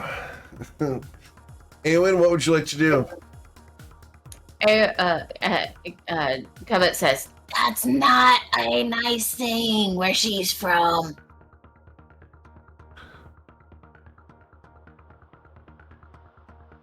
Eowyn, what's the Okay, plan?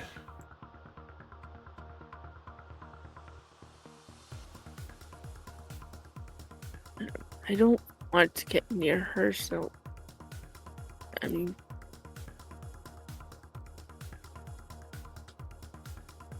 I'm just gonna try and use guiding bolt from here on her. Okay. As you charge up the radiant energy in your hands, a bolt of light sails towards her and crashes into her, dealing 11 radiant damage. And the next attack against her has advantage. Cool. Anything else, Eowyn? No. Okay. After Eowyn, we go to Miss Taylor.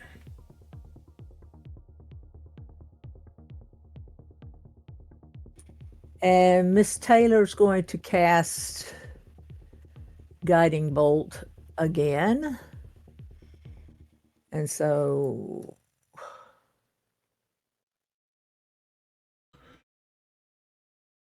Okay. And that's on the northern one here. All right. So that's going to deal 48 damage with a guiding bolt. Wow. As a critical strike blasts this woman. yeah. All right. You had advantage on it, but you critically struck on the first roll, so meh. Awesome. Anything else, Ayla? Yeah, I want to cast Shield of Faith on myself. Okay. As your armor class is increased by a radiant energy barrier, we go to Bwinkle. Bwinkle. Ayla's shining nearly as much as these women are. What would you like to do? I'm going to take and do a strong shot.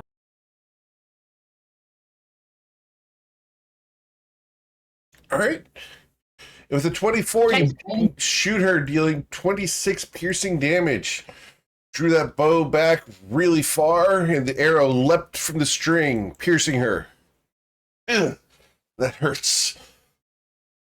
Going to do it again.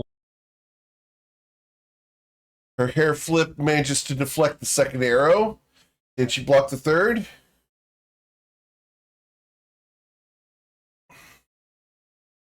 Give me a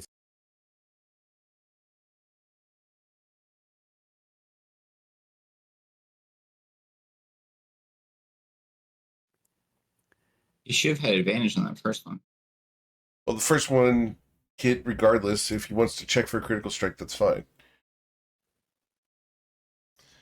Nah. All right.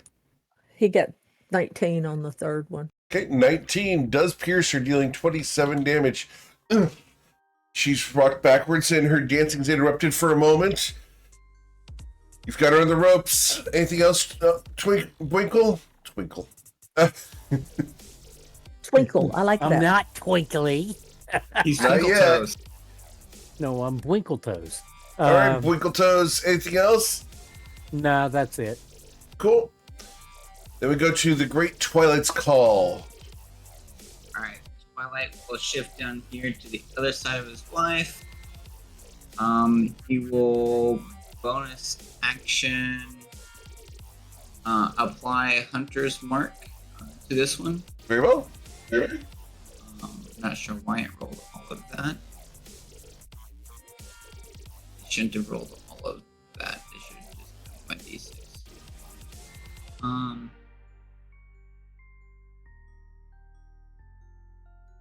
Alright, so yeah, Hunter's Mark on this one. And we'll use a... Nah, we'll just take the shot.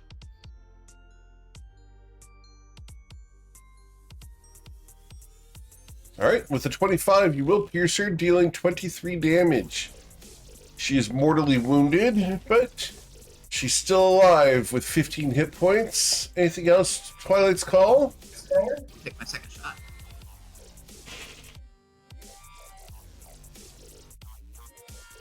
Oh, so close. The 24 will hit, and you will slay her. As she dies, she lays down on the ground. And Twilight will move back up here to Okay. As the woman's body lays there, we go to Islarn Shonazath. Same thing. I'm just going to try to attack her 3 times. 1, 2, and 3. You'll strike her twice, dealing 15 plus 20 damage, for a total of 35. Excellent. As your trident Then- and spear... Oh, your trident strikes 3 times. Awesome. Yep. And then I'm going to use half my movement to dismount, and I'm going to have my Pegasus use its action to disengage, because I don't want it getting eliminated this early. Okay.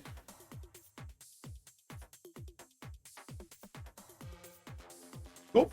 After Islarn, we go to the beauty here. And... Goodness. We are going to writhe around you, Islarn, to here. Where we are going to scream. And using my deafening voice, this is my action. Each creature within 30 feet of her, which is every one of you that can hear her, needs to make a Constitution saving throw of a DC 16 or suffer 27 thunder damage and be deafened. You take half the damage if you succeed. So, Ayla, you're going to suffer 13. Boykle's suffering 13. Islarn is going to suffer 27 thunder damage and be deafened, as are Covet and Twilight's Call. Islarn's going to lose concentration. I'm not concentrating on anything. Oh, was that your cons? You got a second con save? That was for the Pegasus. Oh, for the Pegasus. Understood. The Pegasus will also He's- suffer 27 thunder damage. He's barely still up.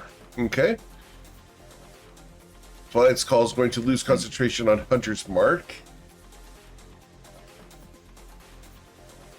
That was for Serona. I can roll. Okay. Mark. So, for Serona, Serona's going to suffer 27 damage. And that was 100. Okay, so you hold on to Hunter's Mark. Serona suffers 27 damage.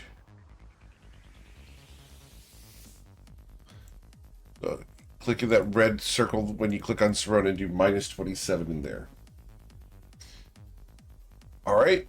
Ayla, you did suffer 13 damage, so I need a Constitution saving throw to hold on to Shield of Faith.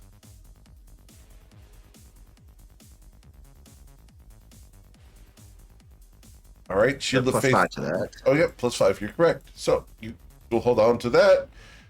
Awesome. That is her turn.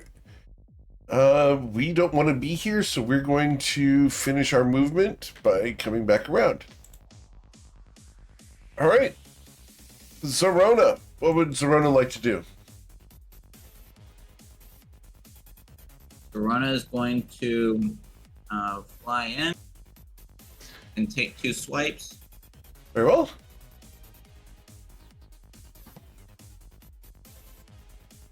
Let me turn off some stuff. Was Zorona deafened? Yes. Don't they have to follow your orders?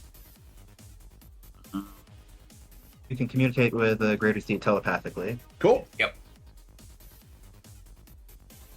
3 strikes. 1. 2.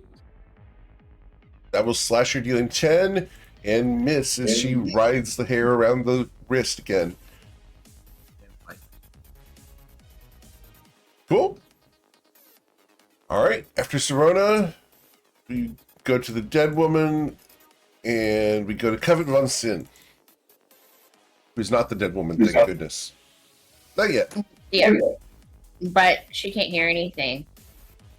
So she just kind of comes over here. She sees this Lauren.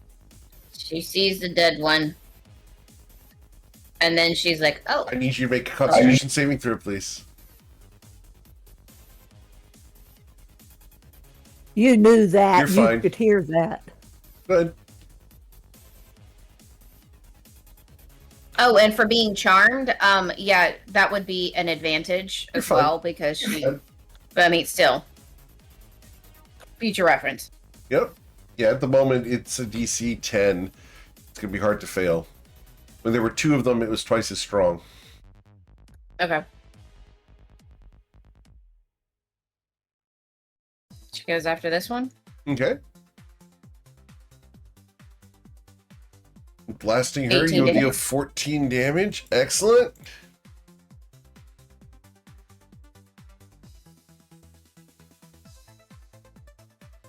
Your second blast also punctures her, dealing 13 force as she gets some new contusions.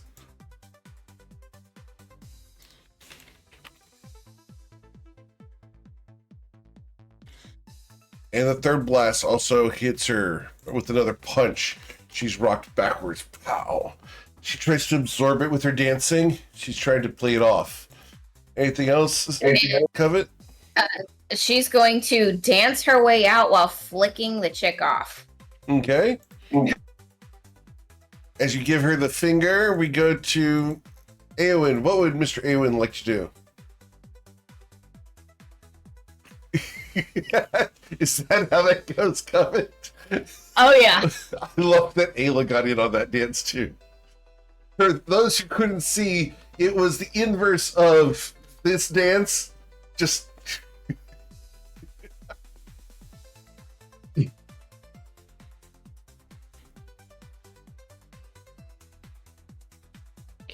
Can I see her from here, or do I need to move further if you in? can see her, you can see her.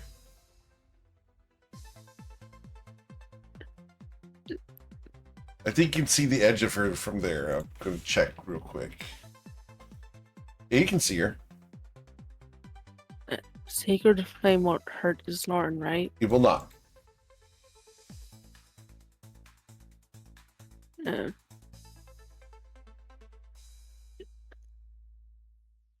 Okay. So, as you cast Sacred Flame, we're going to try to dance away from that. With a 13, we're going to suffer 18 radiant damage. As divine energy courses over her, she winces. Ah! Ha ha! Anything else, Aowen?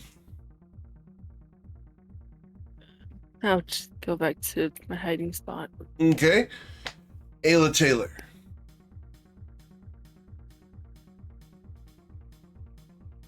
Okay, Ayla's got to step forward a little bit. Ah, there she is, and I don't have to go in the room. Yay!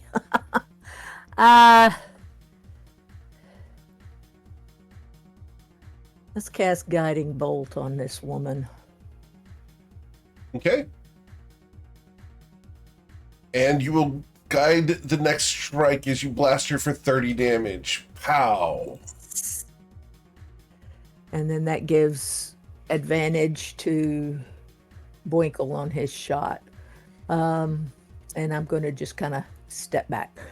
Okay. I good. Cool. After Ayla steps back, we go to Dubwinkle. Dubwinkle runs into the room. Runs into the room to about right here. I need you to roll a Constitution saving throw as you enter the room, please.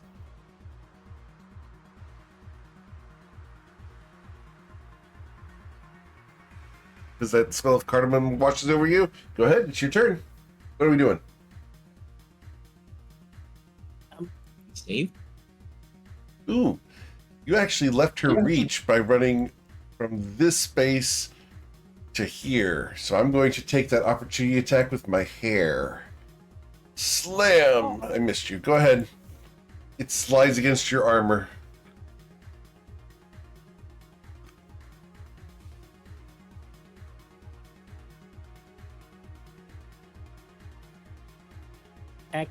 An accurate shot. Okay.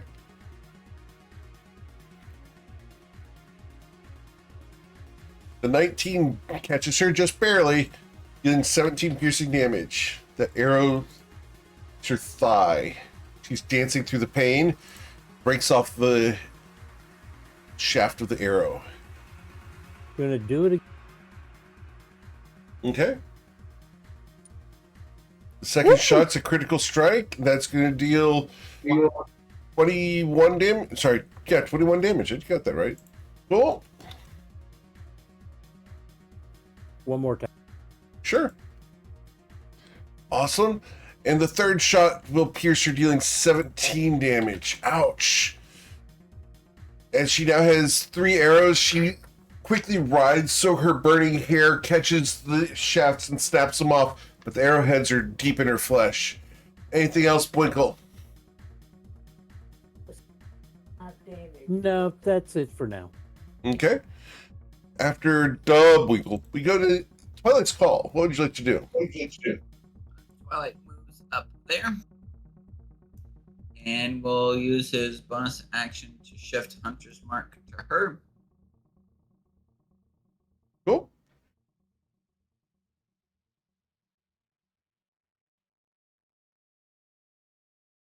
Here comes the boom. And we'll take 2 shots. All right. The first shot from Twilight's Call will pierce her, dealing 25 damage, leaving her 3 hit points. Ooh. And the second shot hits the door and quivers there. In between AON and his line. Yep. And then we'll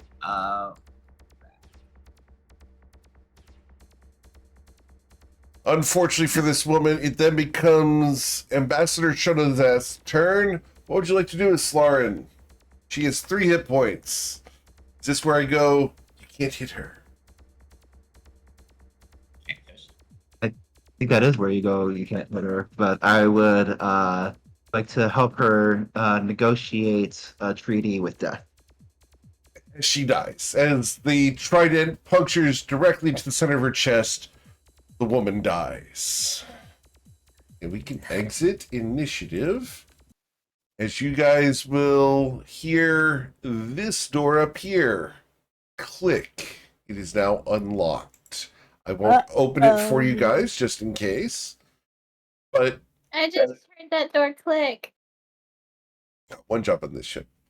I don't want that door to click. The Boinkle starts dancing and singing, "Another one bites the dust." Boom, boom, boom. I'm going to grab a health potion. Okay. For some reason, I kind of need that. You're welcome. I'm afraid to ask, but can we inspect them to see if they have anything of value or benefit? It's 11. Here's the question.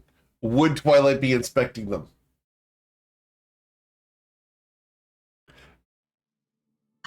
Yes, you would.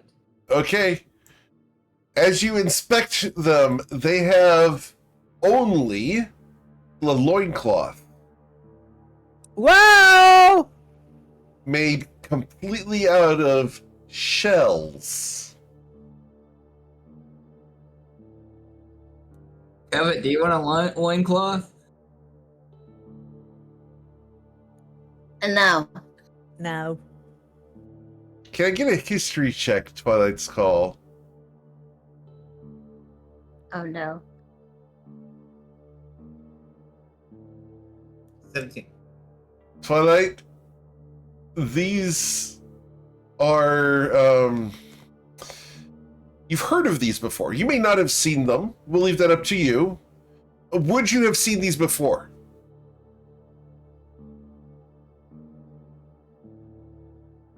This plane or another plane?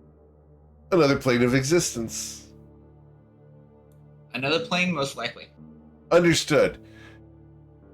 So, if you saw these on another plane of existence, it would have been when Knight's Call took you to Ashelion, and they had an exotic dance in the presence of Queen Titania of the Fae. These people were brought there by Queen Maeve of the Fae. I will put her name in the chat.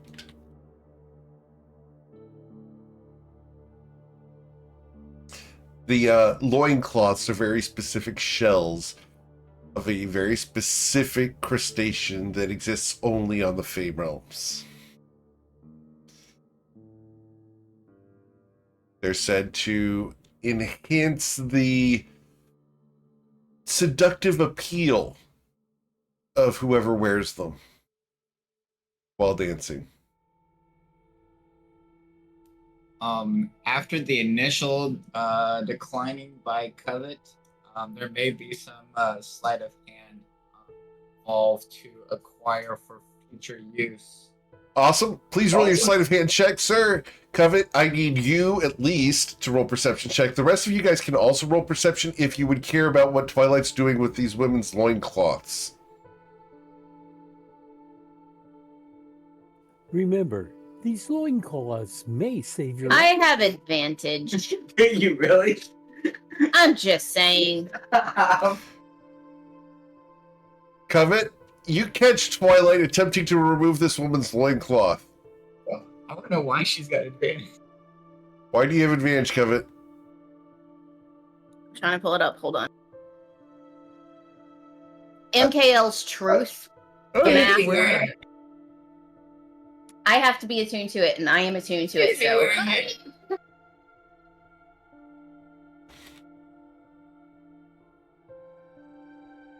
Yep. We can both I move am in. attuned. You're not wearing it. I'm attuned for you, So, and I totally take that attunement. And besides, why do you think I need enhancement? I mean, really, if we're gonna play Uh-oh. this game, let's go. Uh-oh. Twilight, you've been busted in attempting to trouble. remove the loincloth from this woman. Would you continue? He would probably stare her down while he finished putting it into his inventory. Okay. Covet, are you just going to stare, or is there something else going on here? It's a woman who's just been told that she needs enhancement. He'd better be careful.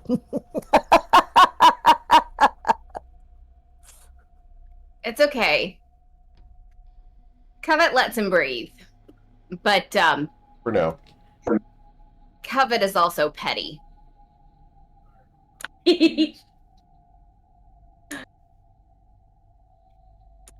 But she tries to put herself in Twilight shoes.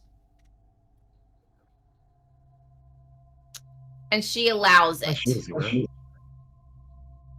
They're going to be big shoes because her feet are tiny. I mean, in American size, she only wears a 6. But she will allow it. Okay. Because she's curious more than anything.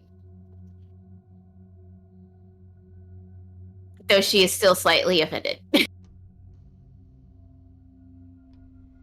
Okay. So, Twilight, as you manage to smuggle this into your bag, you have hopes for the future. All one could ever have. I'm sorry? So that's all one could ever have. Understood. Now, it won't provide any magical benefit, but damn, it's going to look good. Exactly. For those who can't see the webcam, he just got up and walked away. Mm-hmm. Yeah, got him in trouble. So that's all one. That's one all could ever have. But it was also formerly all ever had. I'm sorry, I couldn't understand you. What? I said that's all one could ever have, but it's also all one cadaver had. Yep. Yep. But I will warn everyone. If we are to go this way, the door that unlocked, beware that there are undead this way. Yes. The other way holds fiends as well as some undead.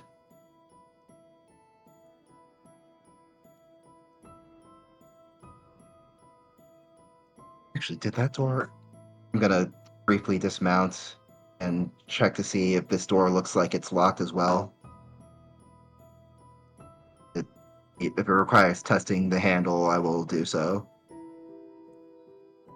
Okay. You look at it, there is no handle. Oh, okay. Let's see.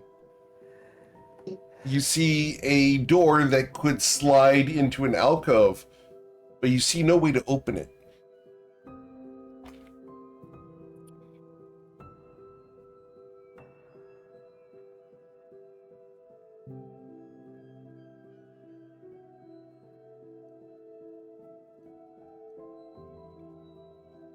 Going to run my hand along the wall, see if I can feel a hidden switch. You search and search. Can I get your perception check?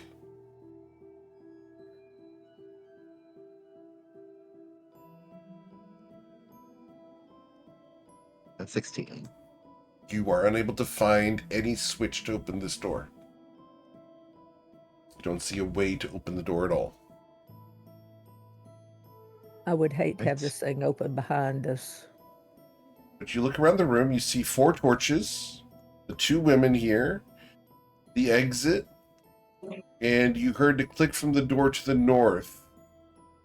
you can see that there is a slight crack, and coming through the door, you can smell cardamom and rotting mustard.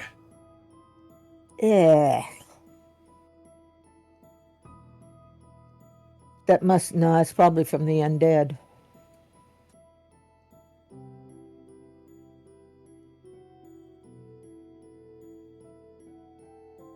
I'm gonna cast protection from good and evil on myself. Also, from the thunder need to be shared with my Pegasus. And then I will look to the rest of the party and nod as I reach to open the door. Okay. Should automatically anyone apply has to your any- nemesis. I'm going to Exactly, yeah. go ahead and recast Shield of Faith on myself as well. Awesome. The original one actually lasts for 10 minutes. Yeah, but I figured we've stood around for 10 minutes, so. Okay. All right. So, as you reach for the door, I'm going to go ahead and, for the record, I've got these doors functionally locked so you don't accidentally open them, but we are going to open the door. So, it is now ready to be opened to Slarin. Right. As you open the door, before you there's a disgusting floating creature with tentacles that look like intestines sprouting from its body. And yet you can see off to the right the dancing form of another one of those women. I get you guys to please roll for initiative.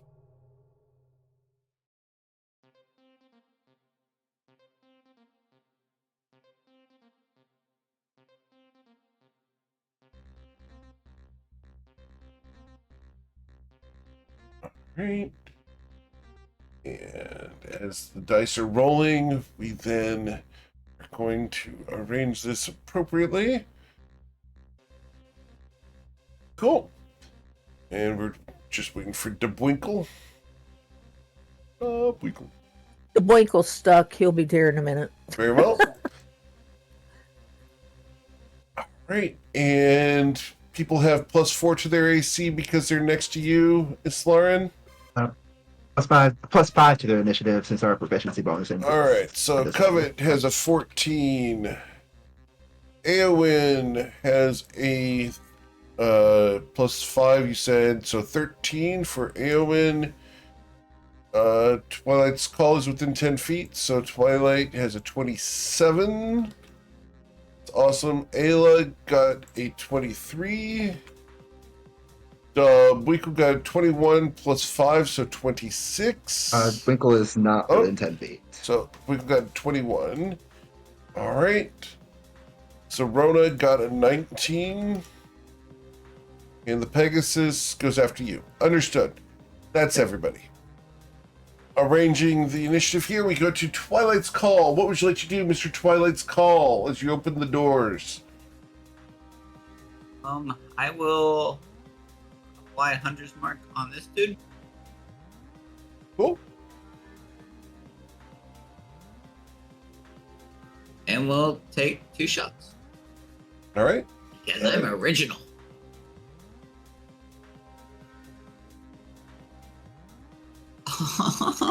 As you strike him, you are going to deal 14 +5 is going to be 19 damage.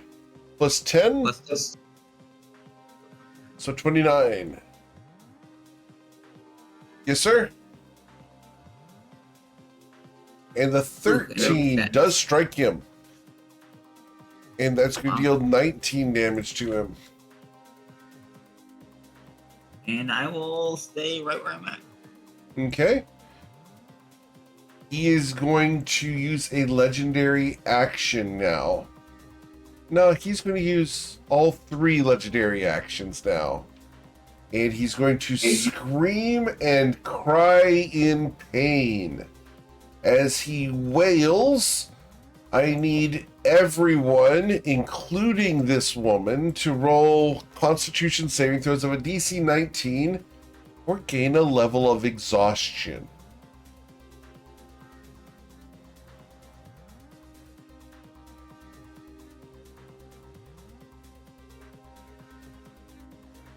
Do we get +5 from Miss Lauren? Everyone, except for Winkle. Winkle does. Yep. Winkle doesn't need it though. All right. Winkle saved. Slaren saved. Ayla, you did not save, so I need you to go up to conditions. There you go. And add 1 level of exhaustion up at the top right. Oof. Yeah, that's going to hurt. Cool. Twilight, you succeeded because of Islarin's aura. Islarin, what was the... Oh, that's for the Pegasus. He gains a level of exhaustion. All right, so there's 1. Cool. Sweet. All right, that was the end of Twilight's Cult's turn, and so I used all 3 legendary actions there. So Rona also gains a level of exhaustion. Got it. All right. Ayla, it is your turn.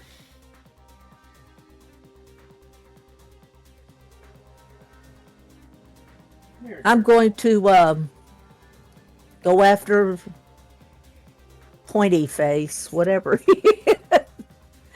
And I'm going to cast a Guiding Bolt on him. Very well.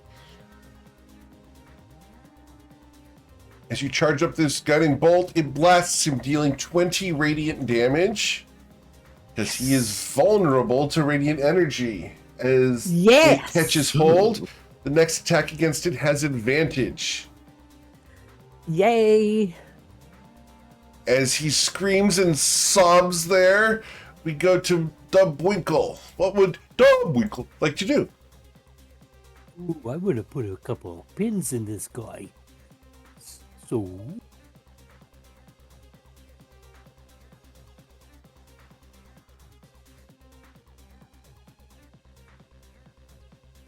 Okay, we're going to use strong shots. Okay. And dealing 24 piercing damage. You do have advantage on that, so check for a critical strike. Just re-roll that. Okay, you did not get that, so you dealt 24 damage.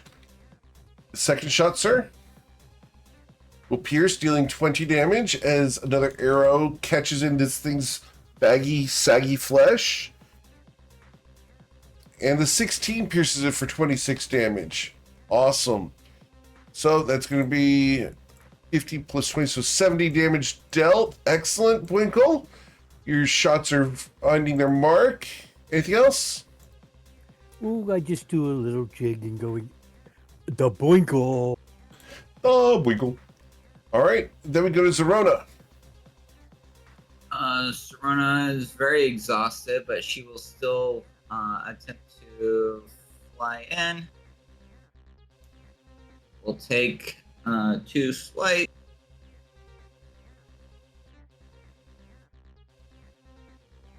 All right, the first. The 100 mark. Yep. So as she slashes into that, we are going to deal 22 points of damage to this beach ball-like surface as it begins sagging outwards and yellow gas pours out across the floor. It begins crawling. It dissipates fairly quickly, though. And then she will use flyby to come All right. Cool. All right. And flyby means she doesn't provoke from anybody, is that correct? back. Flyby does not provoke an opportunity attack when it flies out of enemy's reach. Cool. Okay.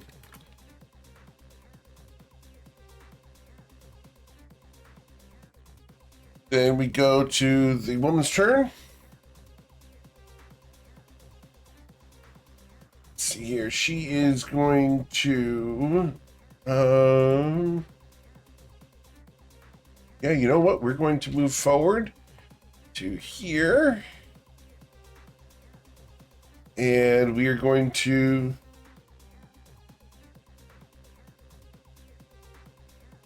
We're going to scream from here. My deafening voice. I need everyone to make a Constitution saving throw of DC 16, including this creature, or suffer 36 damage and be deafened. I'm going to use my inspiration on this. All right. Me too. Nope, not gonna get there anyway. All right, is Slarn used inspiration here? I'm good. Haven't used hers. Awesome. Wow. Corona said not today. All right. Cool. So, those of you who Is it- succeeded on that saving throw are going to suffer 18 damage for half.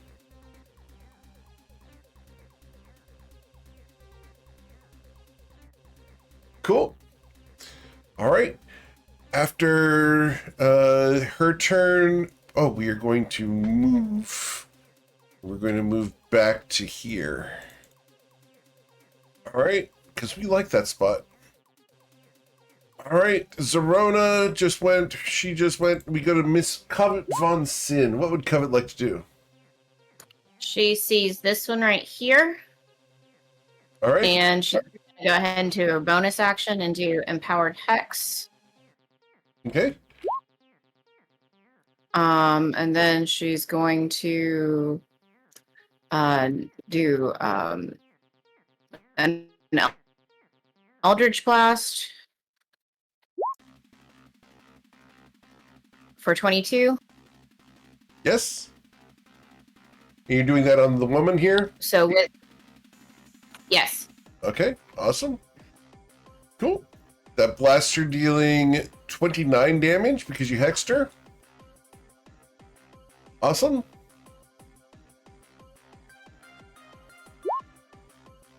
This is a 16 hit. A 16 to strike the dancing woman does not hit her. Okay. That does. That does. Ouchies. All right, so that's going to deal 17 plus 12 is 29. 29 plus 18 would be 47 damage. Is that right? Yeah, 47. Cool. Awesome. Cool. After Covet, anything else you'd like to do, Miss Covet Von Sin?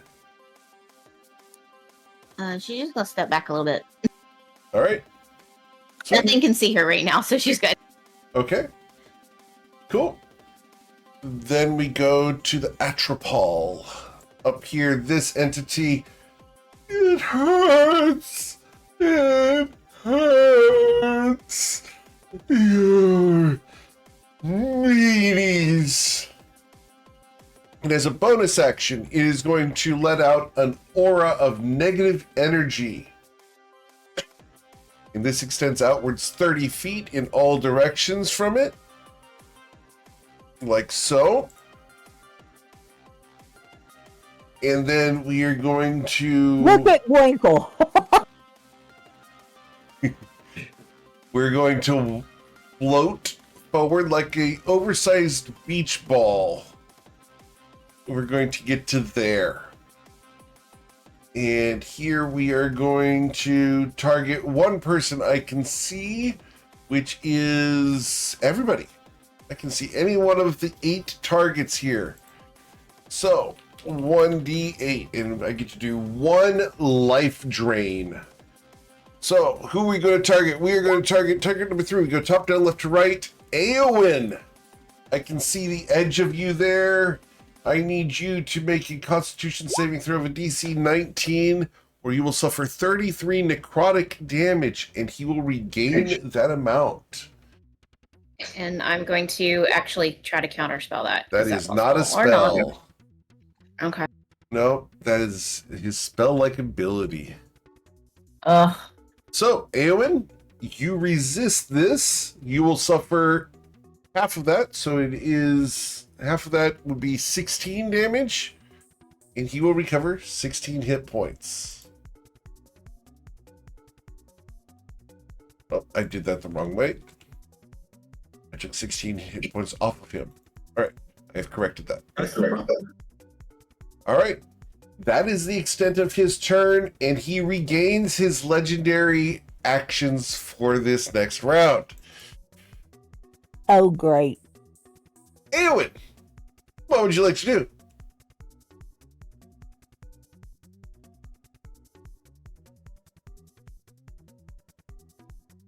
What's the plan, Eowyn?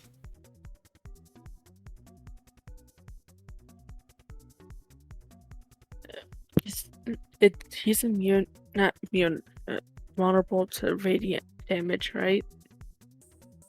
He is vulnerable. Right. Yes.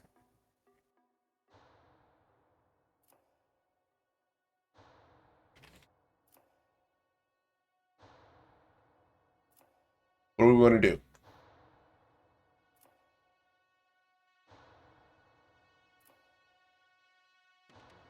Uh,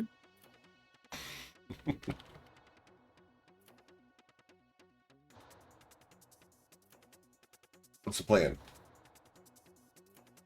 I want to give Channel Divinity a try Okay, since he's within range. sure. That's the turn undead. I think so. Okay, He looks undead enough. okay. Yeah, he does. All right, so that means he needs to roll a wisdom saving throw, or he's going to be turned. All right, or constitution saving throw. All right, we're going to blast him that way. All right, constitution saving throw for this. It's going to be a 20. He's going to suffer half of that, doubled back up to the 33 radiant damage. Ow. Excellent. Anything else, Awen? Is that your action? I'll move back here and make turn. Cool. As you step to the side, we go to his legendary action, and he's going to use all three of those once again to cause everybody to make a constitution saving throw or gain 1 level of exhaustion. As even the woman in the room has to make that, she will fail. I'm going to burn my heroic inspiration. You're going to use your inspiration? Awesome. Cool. Oh, come on. Do we get bonuses for standing next to you, Lauren? You get +5. +5. Oh, I made it. Okay. Except for Gwen, because Winkle's still out of range. Yep. So, Boinkle is going to suffer a level of exhaustion. Islarin's going to suffer a level of exhaustion. I don't, but Aegis does. Okay, Aegis does. Understood. Cool. All right. Aegis is at 2 now, so it's You were not frightened and petrified. You were only exhausted, Boinkle. While I appreciate you trying to help the GM, I don't think the players want you to do that. Islarin, you have been granted inspiration.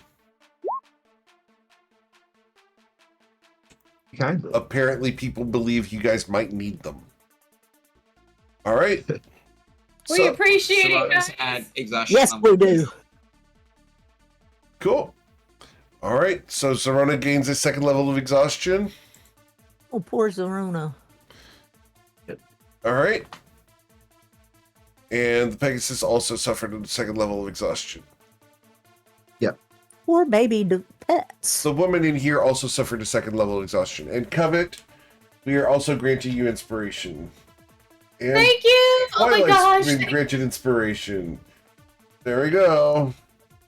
We are now full. Yes. All right, everyone's got their inspirations back now, which is going to be handy. But that was the end of Eowyn's turn. We go to Islarin Shonazath. All right. Like Oprah, you get inspiration, and you get inspiration, and you get inspiration. I think we're getting close to being done with redemptions for this stream. Just saying. So, And we'll all be all on our own. And Unless yeah. Marley blesses our dice. But I will. 2 of those were redeemed I will. by them. What thing? I will. The Pegasus moving after me means if I want to get in range, I'm gonna have to dismount. So I'm gonna do that again. I'm going to move to there and try to strike at the undead 3 times. Okay. The first will strike it, dealing 28 damage. And That will also I'll strike. go ahead and smite. I'll go ahead and smite with this one. right, that's 18 so far. I've already subtracted that. The smite here. And it is undead, I believe, so it should make an extra d8. So I'm going to make this. We'll do a second level smite and make this 4d8. Okay. It's 57 hit points. You dealt 36 damage. Excellent. And then third swing with my bonus action. All right, he has 21 health left. You dealt 12 plus Plus 14. The creature is destroyed. Yay! Excellent. Anything else, Mrs. Slarn, as you run up and smite this thing repeatedly? I have 5 feet of movement left, so I'm going to move here, get more people in my aura, and I think I gotta send. I think I gotta send Aegis away again. So I'm gonna have him. Oh, I'm gonna have him dash. Oh, do I need to have him dash? Let me use that. Okay. Yeah, I want to get him as far as possible, so I will have him dash there and. He dashes Back to the door. away. I am going to take an did he disengage or did he dash? Nope. Did not disengage, but is she a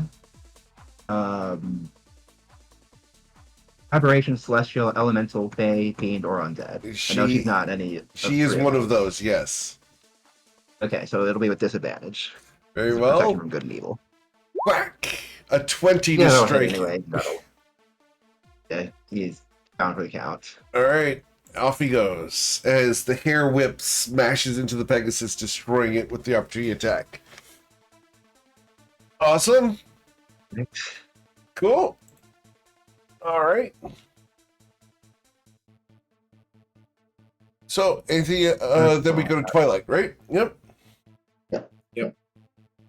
Alright. Twilight will move to the corner. Sure. We'll shift bonus action shift Hunter's Mark here. Okay. And we'll take 2 shots. Sure.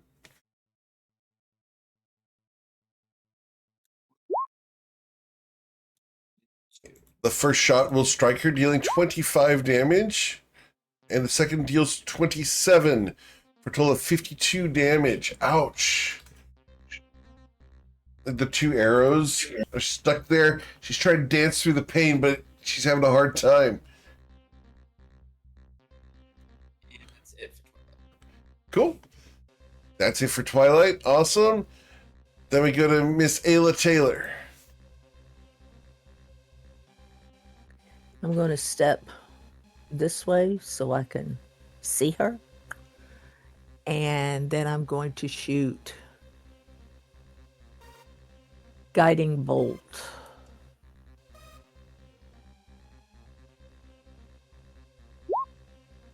Oh no. Okay. So this is going to blast her with a critical strike from the guiding bolt. You don't like these women, apparently. Guiding bolts critting them. All right, so that's going to deal 36 plus 28 would be 64 damage. Yeah. Damn. All right, cool. And the next attack against her has advantage.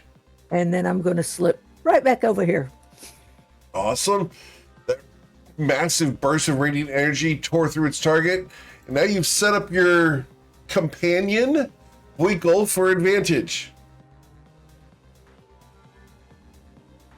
We'll use Winkle as the companion.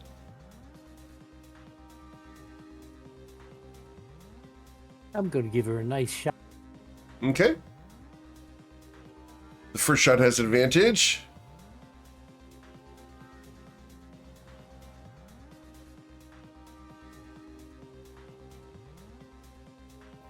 Winkle shoots. You do have advantage on that shot. I do need you to reroll because the first one would have missed. However, with advantage, thanks to the guiding bolt, you did pierce her, dealing 17 piercing damage as the arrowhead buries itself deep into her skin.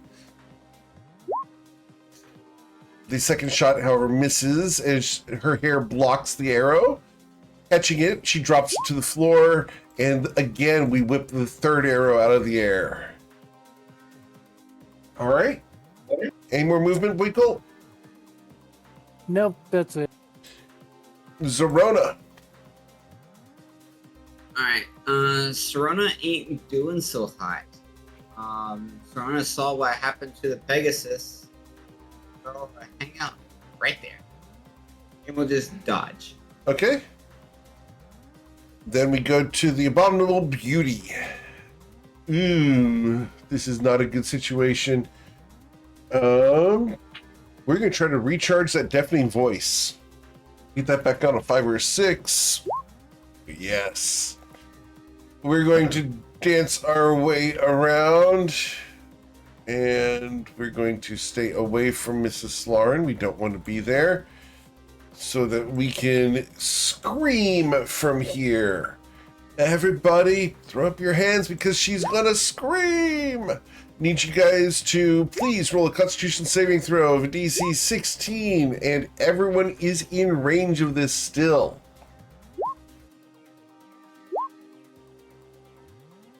All right. Twilight, you do not have Islarn's bonus for this. He doesn't need it. All right. Islarn's fine. He's heard things that are Kevin's more fine. deafening. Yep. Ayla's fine because she's in the aura, just barely. Winkle's fine. Twilight's fine. Eowyn, however, is going to suffer 28 thunder damage. The rest of you will all suffer 14 thunder damage due to the loudness of her scream.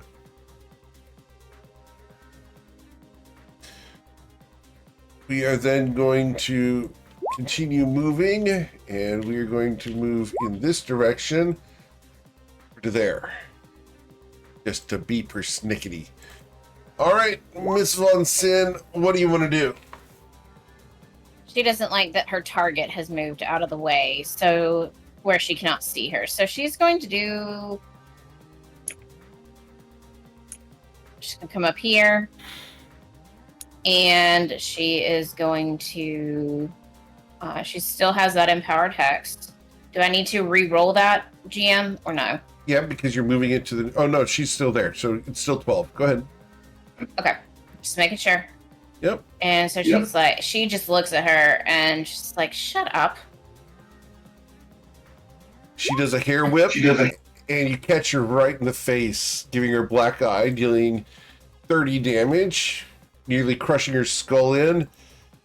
She has 21 hit points left. Covet. He does it again. Says, "Hush." She dies as you shut her up. Her face implodes backwards. Ooh. And The hair spills all around the floor. All right. Okay, I'm going to move right here, and I'm going to cast Mass Healing Word. how much was that she hit for the last time that I hit her? 24. 24 is what 24. you did. I get that back. Only 7 points? God. All right, everyone Well. can recover 7 hit points.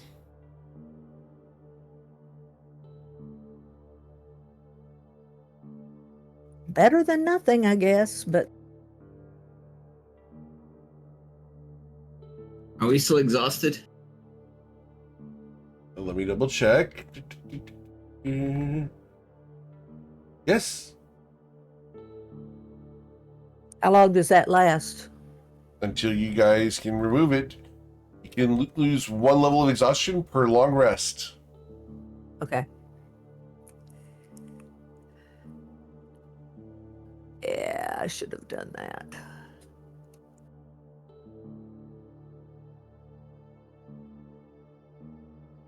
It would have been nice to have a. I missed a concentration save on protection from evil and good from when I took 36 damage, DC 18. Okay, I lost it.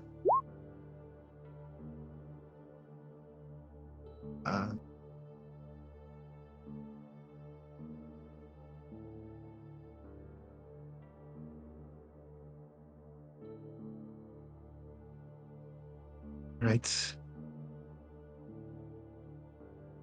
I think what I'm going to do is go to this corner Okay. and try another divine sense. All Alright, doing divine sense here. Double check here because I check one of the creatures from here. 1 second. Oop, what happened there? My action just got reset. Fixing that. Alright, you're back up and running. We are going to do divine sense here. So you are detecting from here 60 feet, and we're allowing this to go through walls. And you did hear both doors in this room click. All right, so 60 feet. You sense a undead here, enormous and large. 60 feet. You sense a fiend here and a fiend there, and you sense an undead here. That's all. Right.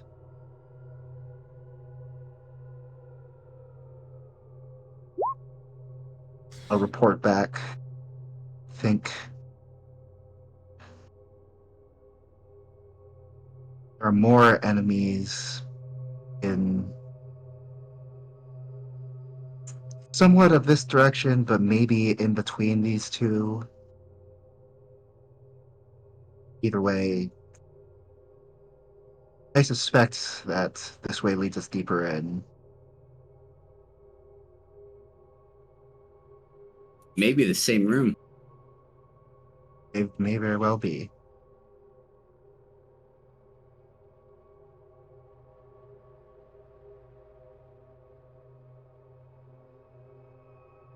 Should we move forward? Yeah, we've got to keep going in, or we'll not accomplish our goal. Covet just looks around at the iconography as we head that direction. Okay, as you look around the room that you are in now, you're going to see a woman and a baby being locked away in a cell. You can see an old man sealing the room. And then you see scratches across the old man's face and body. Hundreds of them.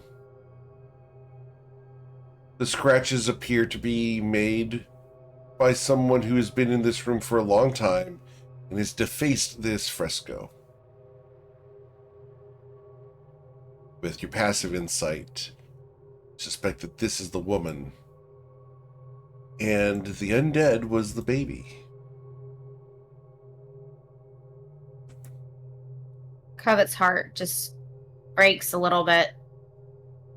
How horrid. Nobody should ever have to deal with anything like that. Why would they be sealed away? Why? Defense. Turn them into creatures that can help defend you.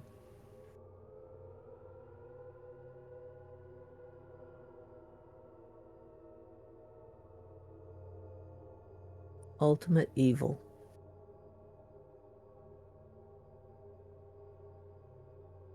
I could have turned the child into that creature. So I suppose the one who did it lies further within. Do I see any runes, glyphs, anything like that that could potentially, would have been magic to cause any of that, or just a lot, or were they just forced to die? You look for anything like that, and you are unable to find anything like that in the room. And that's because there's nothing to find. If I had you roll a check, it would just be moot.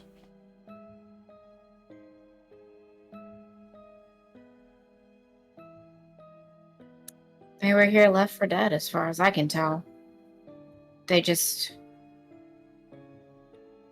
turned into this, though, with magic, obviously. It's awful.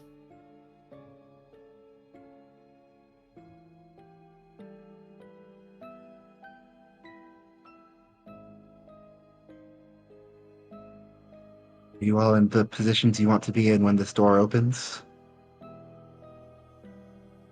I don't see a bed here.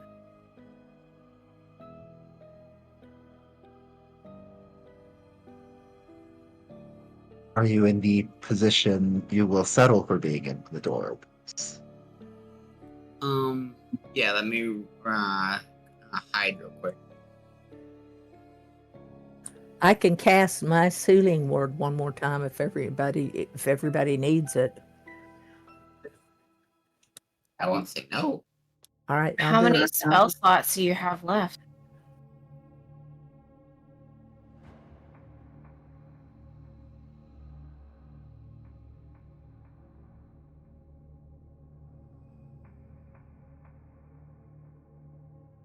$12. Okay. She's good. Okay. All right, I'm gonna cast it then. That's a little better. That's a good 14 one. for everybody.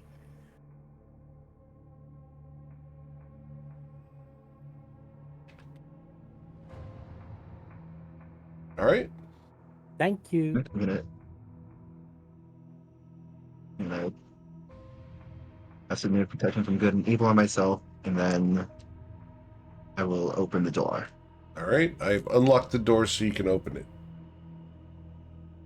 As you open the door, you smell the sweet and savory scent of cardamom washing through the room, and you hear a feline figure shift, turn. Are you here to free us?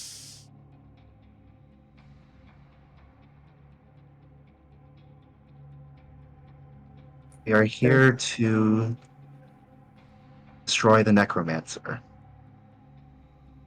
We cannot allow that to happen. Flee while you are not eaten.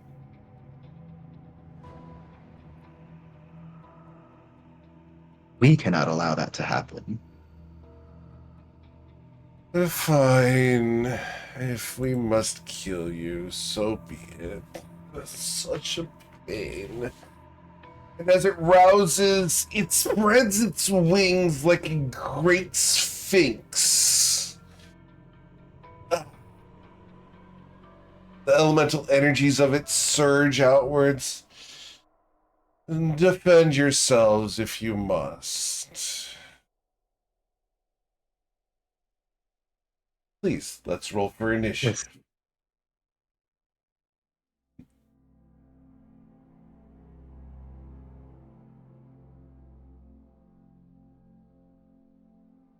As this entity rises, it's going Is with disadvantage with us being exhausted? Yeah. If you've got any level of exhaustion, your initiative checks are going to be at disadvantage. Yeah. Be great. Covet and Eowyn, you each have +5. All right, let me roll that one more time because of disadvantage situation. Hold on. Oh, I'm good. I guess I should too.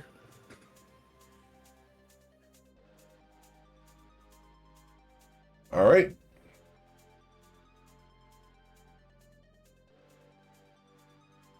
All right. Here we go. Going down the order. Make sure that one should not be on there. Yeah.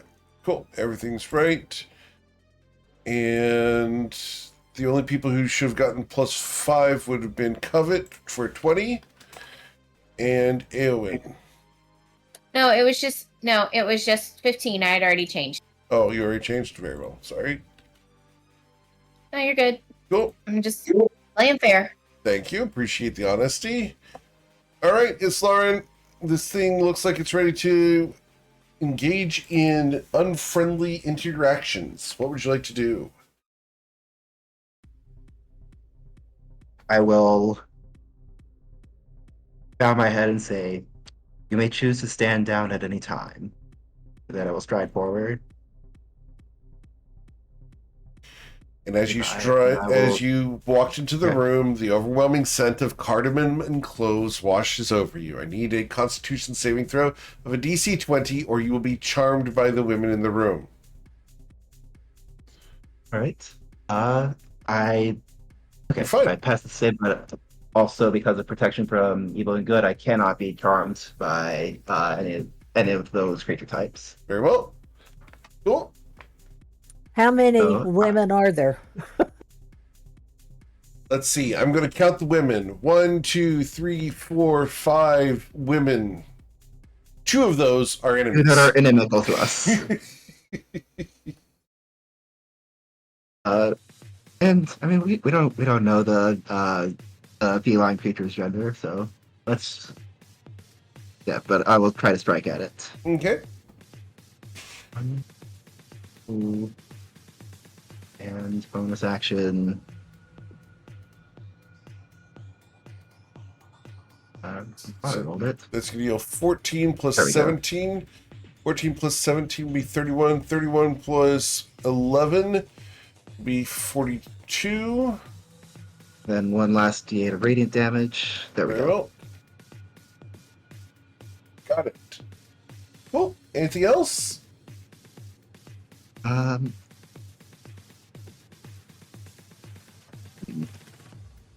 I think I'm gonna shift down one spot here, and that'll be it. Cool. As you shift to there, we go to the Adranak. The Adranak sees you in its room. I tried to warn you. But now you must be my food and my prey. Such a shame. And it is going to...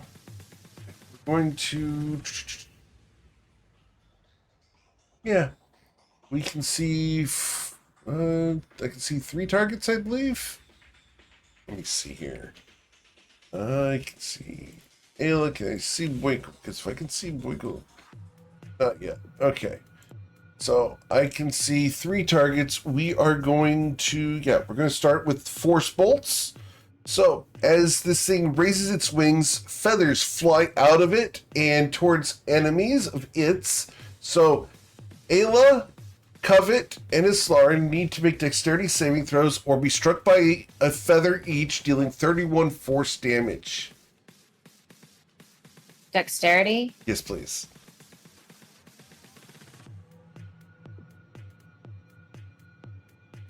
Okay. So, Covet, because you have disadvantage, you're going to get struck. Ayla, you failed your dexterity saving throw with the 6. Unless you want to use No, your I used my inspiration. You use an and inspiration? threw it again. Okay, I didn't hear that. Okay. Yep. We'll go ahead and do that. That's fine.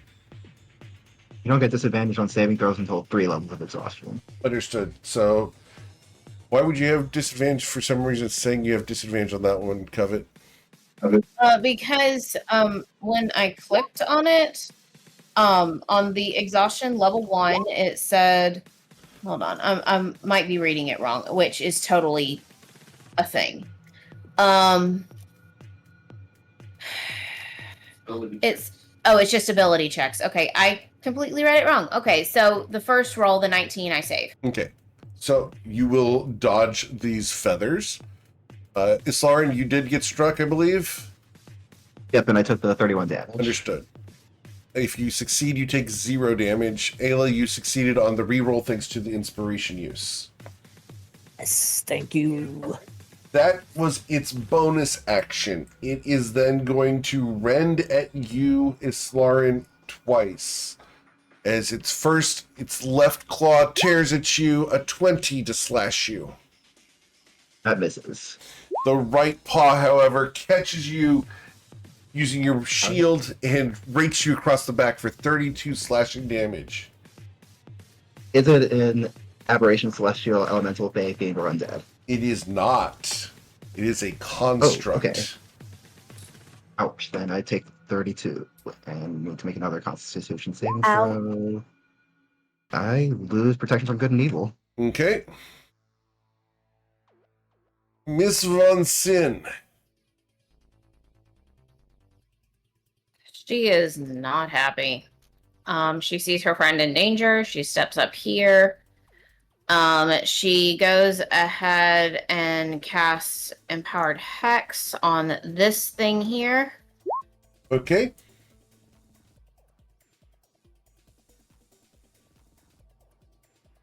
And then she is going to cast Eldritch Blast, and it's a repelling blast to get it pushed back away from her friend. Okay. Or not. We're gonna go ahead and get that out of the way. She's gonna shake it off. She's like, haven't seen anything like this before, so we're gonna try again. Yes, ma'am. 27. I don't know why it rolled twice. All right. 18. Follow. Cool. So the 27 would blast it for normally 20 damage. It takes half damage from any spells. So it's going to suffer 10 damage. And it has a powerful build. When you do your repelling blast, does it matter what size the creature is? Hold that thought just a moment, please.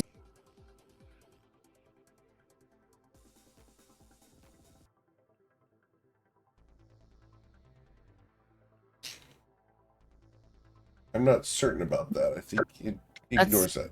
Nope. Okay. That's what I'm checking. I'm checking. Hold on. I'm being told no, it does not. So you move it away No, 10 feet. it does not. Cool.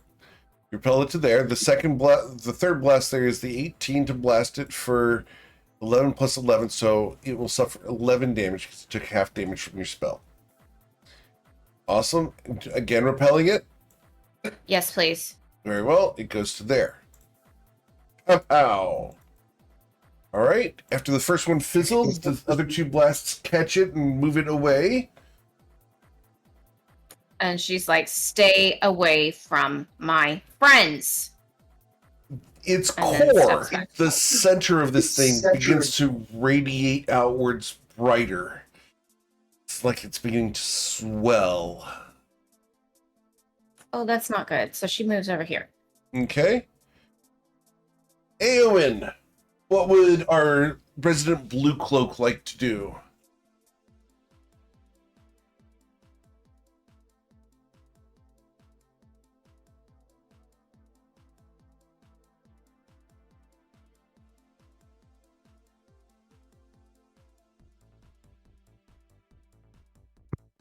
I want to move. I just my token is not moving. Okay, there you go.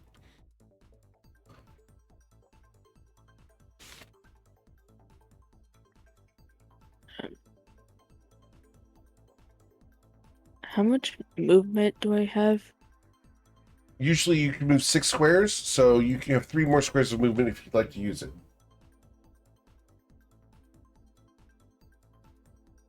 Can I use a dash to get closer Yeah, over here? absolutely. You can make it all the way there.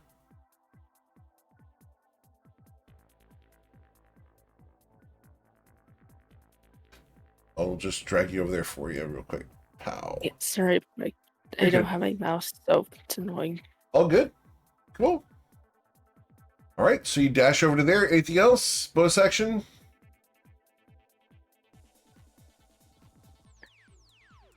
Is healing word a bonus action? Yes, it is. I'm gonna use that on Islorn then.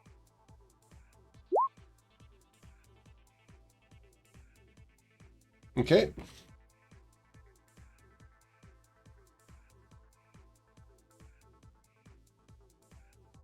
Okay. Islorn recovers 6 hit points. Cool.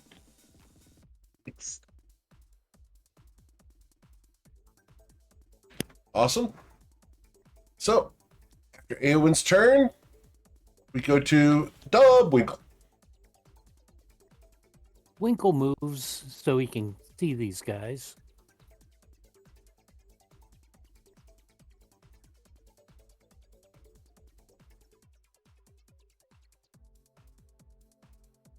I'm going after that guy. Okay. Big guy.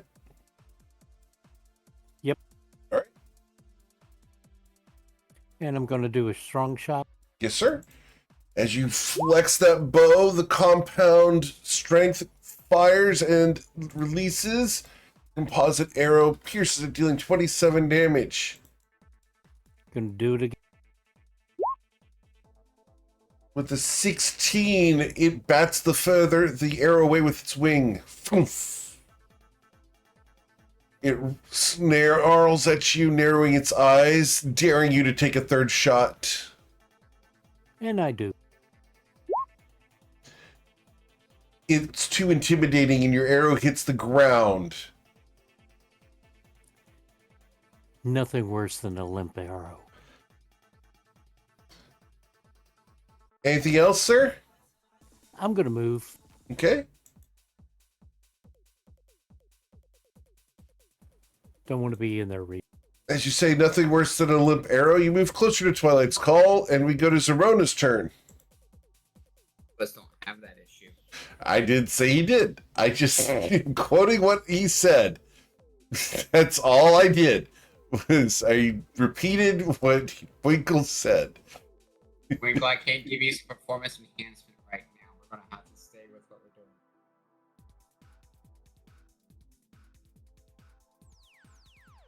You can get a blue pill later. No moose berries right now.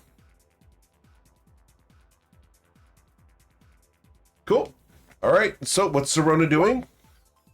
Serona is just guarding the rear. Oh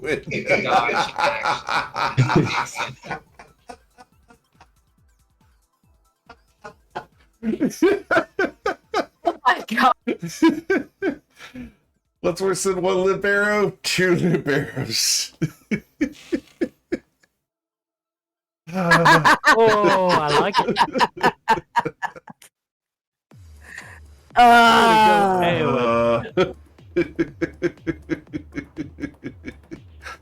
Oh man. Eowyn has inspiration. I don't have to give it to him. All right. What's Serona doing, sir? Just guarding the rear. Okay.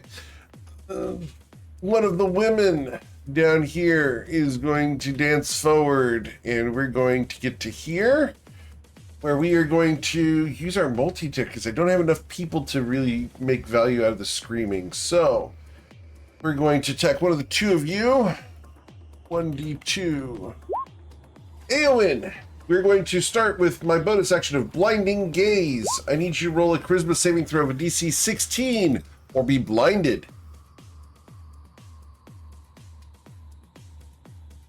I'm going to show the art of this character again. Oh no, Eowyn, you are blinded. Unless you want to use your inspiration.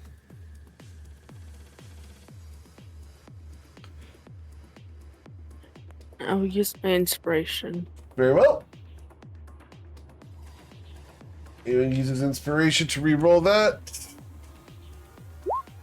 And you are not blinded when her hair comes whipping at you twice. The first time being a 23 to strike you. It does hit. All right. Cool. That's going to deal 7 bludgeoning damage because you're immune to the fire.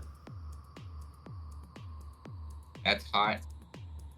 The second slam against you, Eowyn, is going to be a 23 to deal 8 damage to you because you're immune to the fire. You just ignored 40 damage. That's so awesome.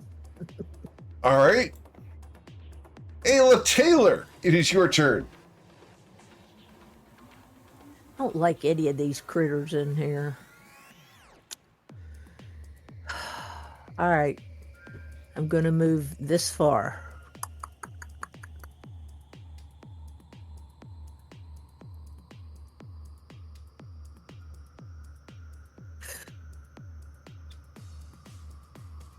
Decisions. All right, I'm going to do something unusual. I'm going to attack the Adrenac. Yep. Is that what you said it was called? Yes, ma'am. And I'm going to try my crossbow Okay. because it's immune to spell damage, right? Or sensitive. I'm not going to answer that. I don't have to. No. The 15, you're not used to firing the crossbow, and so Right. it misfires into the ceiling. Well, I gave it a try anyway. uh, yeah. So, yeah. Okay, well, that's good. I will just kind of step back over here. All right. Then we go to Twilight's Call.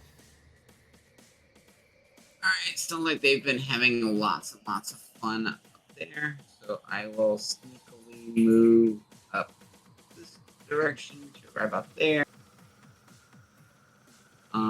Will bonus action put my hunter's mark on this thing. Okay. And we'll shoot it and apply a flourish. A mobile flourish. Giving it some motivation. So it'll be 5 feet plus whatever my D10 for additional movement is on that. All right, just a second. I have to double check one thing real quick because just have to check the range on Hunter's Mark because there was a thing. Okay. 90 feet. We are good. We're good. Yep. 90 feet for Hunter's Mark. Yep. Okay. And you let loose an arrow? I have not yet. But I'm going to add the mobile flourish to it. Mobile flourish. Very well. The shot.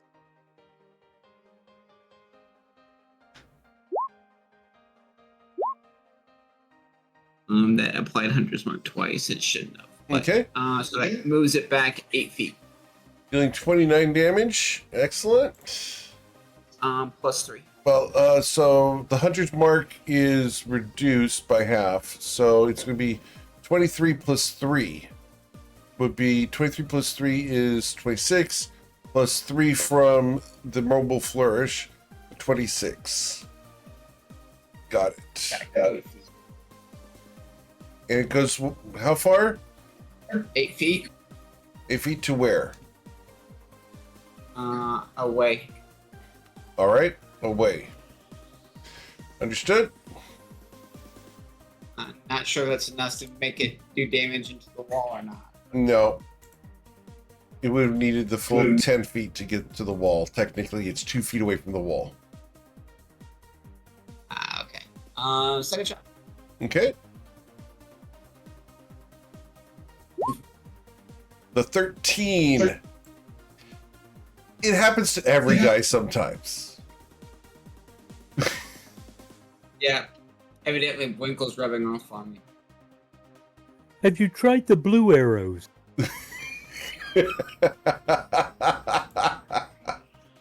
Aha. Mooseberry arrows are being prescribed by the pharmacist. Understood. After Twilight's Call, anything else, sir? No, that's it. Okay. We are going to go up to the top here, and we are going to move 30 feet to here, where we are going to let loose a scream. Can I Like- counterspell that? You cannot. It is her voice. You cannot counterspell her voice. I can try, dang it. There are certain abilities that would allow you to do that, but you did not use any of those. So, Can I shove a sock in her face? unfortunately not. Nice try. This is going to catch all... You could cast silence. You could cast silence, but you did not. This is going to affect all 7 of you right. guys. So Constitution saving throws, and you do not have the benefit of Islarin except for Eowyn.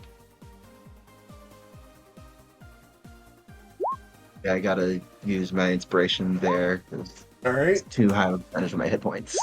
Okay. Islarin's inspiration goes away. All right. Mine's already gone away. So Exactly. Yep. So Ayla is going to suffer 28 thunder damage. Islarin's going to suffer 14. Twilight suffers 28. Covet, 14 for you. Boykle, 14 damage for you, sir. An Aowen saving throw.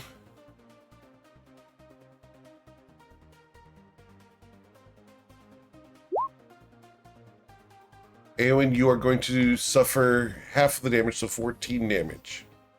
Because you're standing next to a Slarin. Alright, and then this woman is going to move because we don't want to be there anymore, and we're going to continue our movement to there. Just so good. Alright. It's Slarin Shunazath. We got another round in us. Ayla, you've been granted inspiration.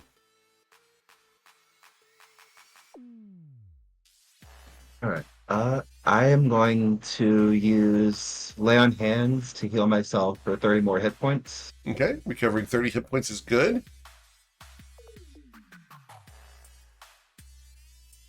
And then, as my bonus action, I'm going to cast Shield of Faith on myself. Alright, and you have also been granted inspiration.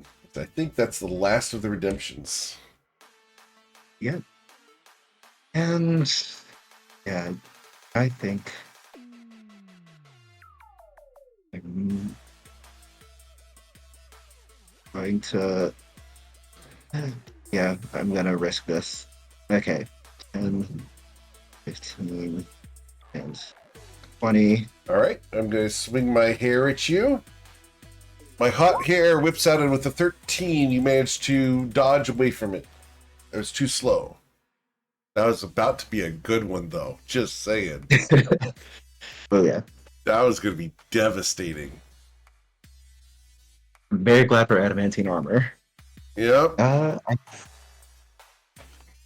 I'm just trying to decide. Okay, yeah, I think I'm gonna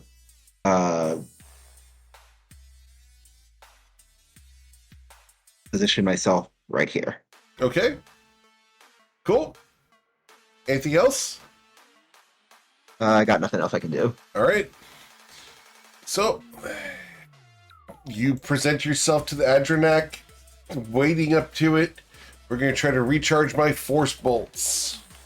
1d6, we get this back on a 5 or a 6. We got a 6.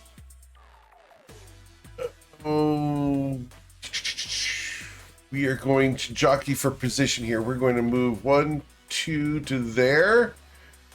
Can I see Ayla Taylor from here? I can. Alright, so the force bolts are going to go towards Ayla Taylor, Aowen, and Islarin. I need each of you to make dexterity saving throws or suffer 29 force damage. Uh-oh. You will each suffer 29 force damage. Ayla and Islarin both have inspiration if you wish to use them. Yeah, I gotta. All right. Do it. I'm gonna hang on to mine for a while. You're gonna hold yet. yours, okay? Islarin still failed and will suffer 29 force damage here. And I lose Shield of Faith. That's not good. Yeah. Because now it's going to claw at you. All right, bring it. All right, Islarin, here we go. The first claw attack against you, Islarin, will be a 16. You block that with your shield that you got from your dad. Your father's shield holds firm. The second slash, the claw, will tear hard. Exactly knocking you to 0 hit points. Yep. Islarin falls unconscious in the room. And seeing an opportunity, because it can't see into the other room, I am going to try to escape. And I am going to move 60 feet to here. Believing that Can I Wait, hello? What? can I stabby it? No, Because I'm right here. not yet. But now you could. Yeah, but she doesn't get a, what is it? Opportunity attack, correct. Opportunity attack? Negative. I have to leave her reach. All right. Okay. You heard the clatter of adamantine plate armor in the other room. What would you like to do, Miss Covet? As this thing is now blocking the door. Okay, she's upset. Okay, she still has her hex on that thing, so she is going to, with a disadvantage because of where she is, she's going to push it back 10 feet if she can hit it. Okay. As you attempt to blast this creature, it is hexed. You will tear at it, dealing 11 damage, plus 11, cut in half to 11. So, 11 damage, and you blast it backwards 10 feet into the corner. Okay, cool. She's going to step. Interesting. A little warlock. Strange. A good plaything to be batted around. I like. Do some more damage. Do some more damage. Your second blast, Covet. She's going to hit it again. 22. That'll deal 19 cut down to 9.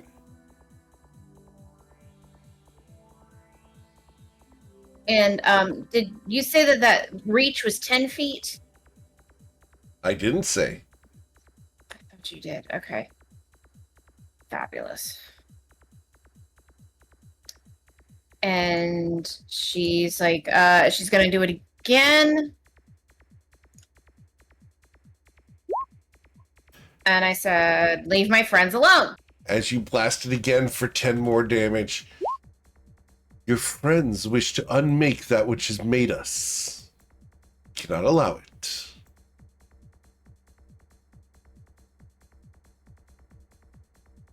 Anything else, Miss Covet?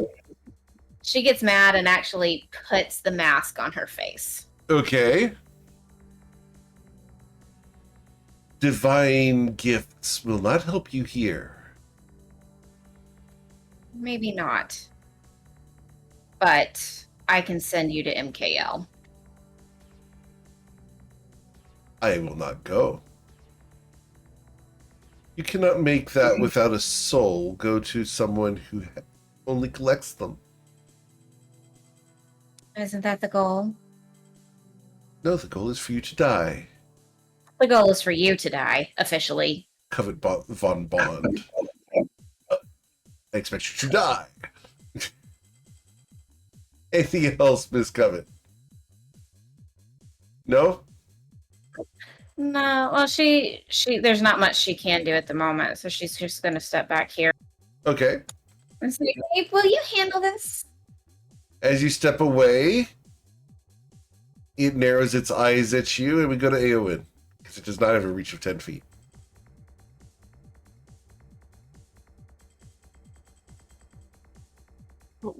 Move over here next to Smarn. I should have enough movement. Yes? And I already used that woman's opportunity attack, so I cannot strike at you. As a bonus action, I'm gonna cast Healing Bird on her again. Okay. Isarin, you recover 7 hit points.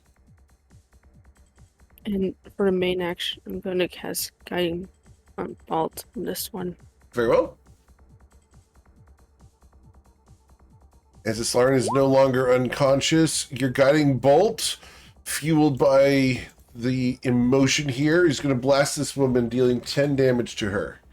The next attack against her has advantage, and I'll mark that on there. There we go. Cool. Anything else, Aowen? No, that's it. All right. As you are now protected by Islarin's aura of protection, we go to Winkle. If I go through the door, does this thing, can that attack me? Depends on how you do it.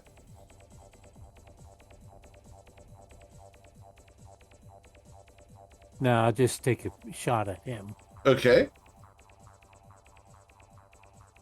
This is where GM Eric gets to be very vague, let you guys do your dungeon crawling for the first time in like 5 months in this main storyline. There goes a strong. All right. So the strong shot pierces it, dealing 23 points of damage. As it does so, cracks form across the surface of it, and it is now leaking arcane energy. And we are going to put up an aura of that arcane energy here. And that leaks out within 10 feet. So it is leaking out there at the moment. Cool. Gonna do another shot. Sure. This shot strikes it, dealing 24 damage. And that arcane leak expands to here.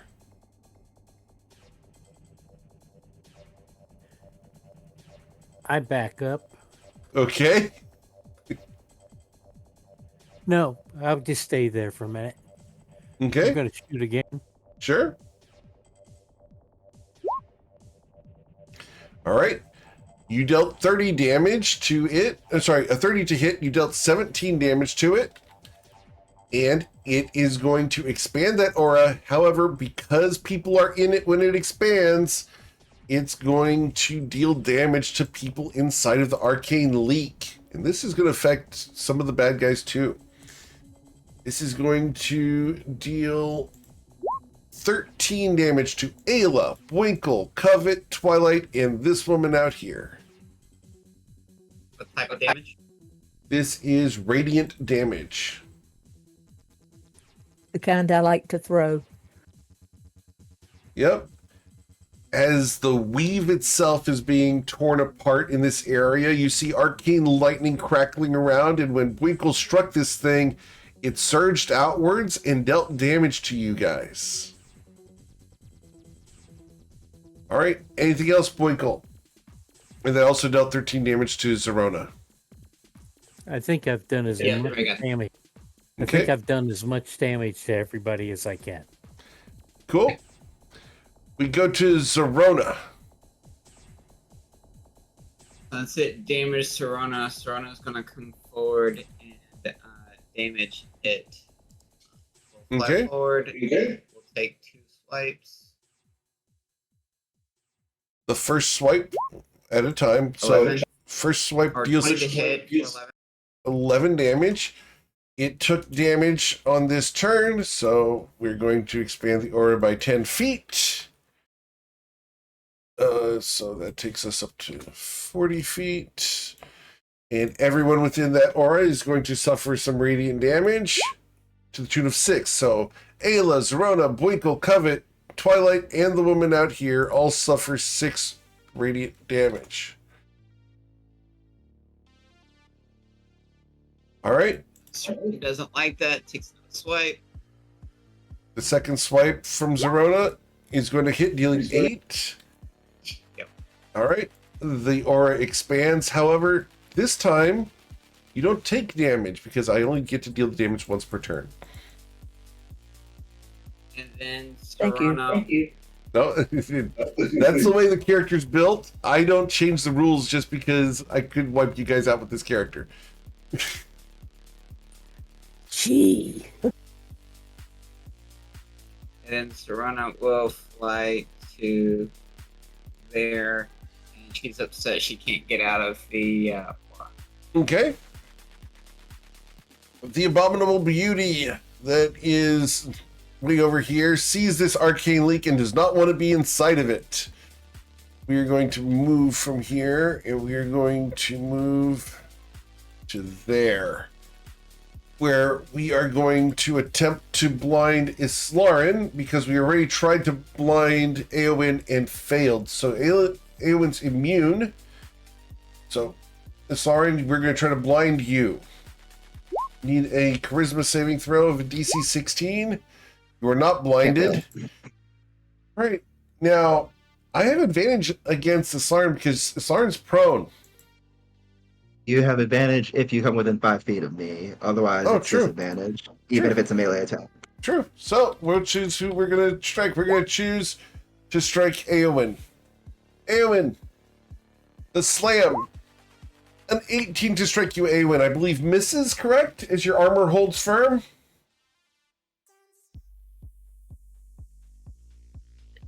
Misses. Okay. The second strike, Eowyn, will be an 11 to strike you. That will also miss you, as you managed to duck that second swing. All right. Ayla Taylor. Okay. I know we have Ayla people is to go going after to this, so- move right here, Okay. just in the doorway. Mhm. Okay.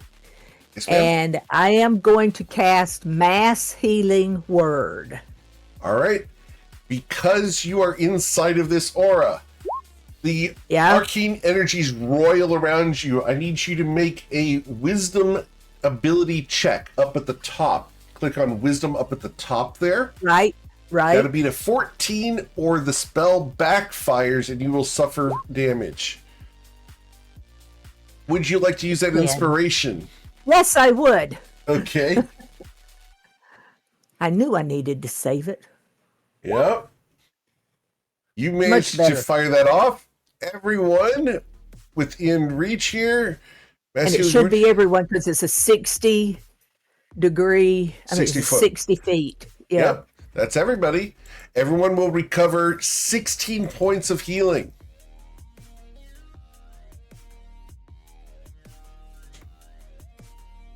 So everyone heal yourself for 16. Awesome. Cool. Anything else, Ayla? Nope. That's it. All right. Mr. Twilight's Call. He's not real happy with this thing. He understands that he's going to take damage, but he's going to shoot it anyway. Okay. And he'll add a mobile flourish to this one as well. Very well. Your first shot, sir. He has 47 health. The first shot here is going to deal 29 damage. Plus 10. And move Plus 2, you 15 said? feet. Plus 10 and move 15 feet back. It's 29 plus 10. Awesome. So 39 damage. All right. So, He gets pushed back 15 feet. okay, he is against the wall. All right. And because I took damage, everyone within... Sorry, I have to expand the aura. So we expand the aura out to 60 feet. And then the aura is going to deal 6 radiant damage to everyone inside the purple aura. So Zerona takes 6, everyone takes 6. This woman even takes 6.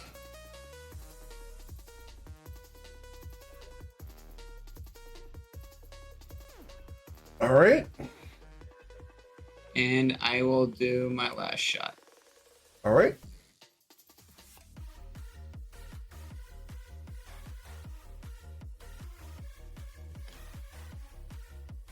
The 24 blasts it and destroys it. And as it is destroyed, it implodes.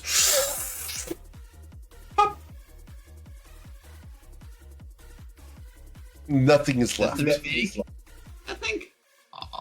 I like implosions. All right. Anything else, Twilight's Call? Twilight will move into the other room. Okay. All right. We are going to try to recharge my deafening scream. 1d6. We did not get that back. We are going to... What are we going to do? We're going to run after someone. Who are we going to run after? I know where you guys kind of are. So 1d7. We're going to start chasing target number 2, which is Dubwinkle. All right. So we're going to come up to here. Or we are going to attack Dubwinkle. Winkle! We slam at you with my very long hair. Head whip. A 20 to strike you, Winkle.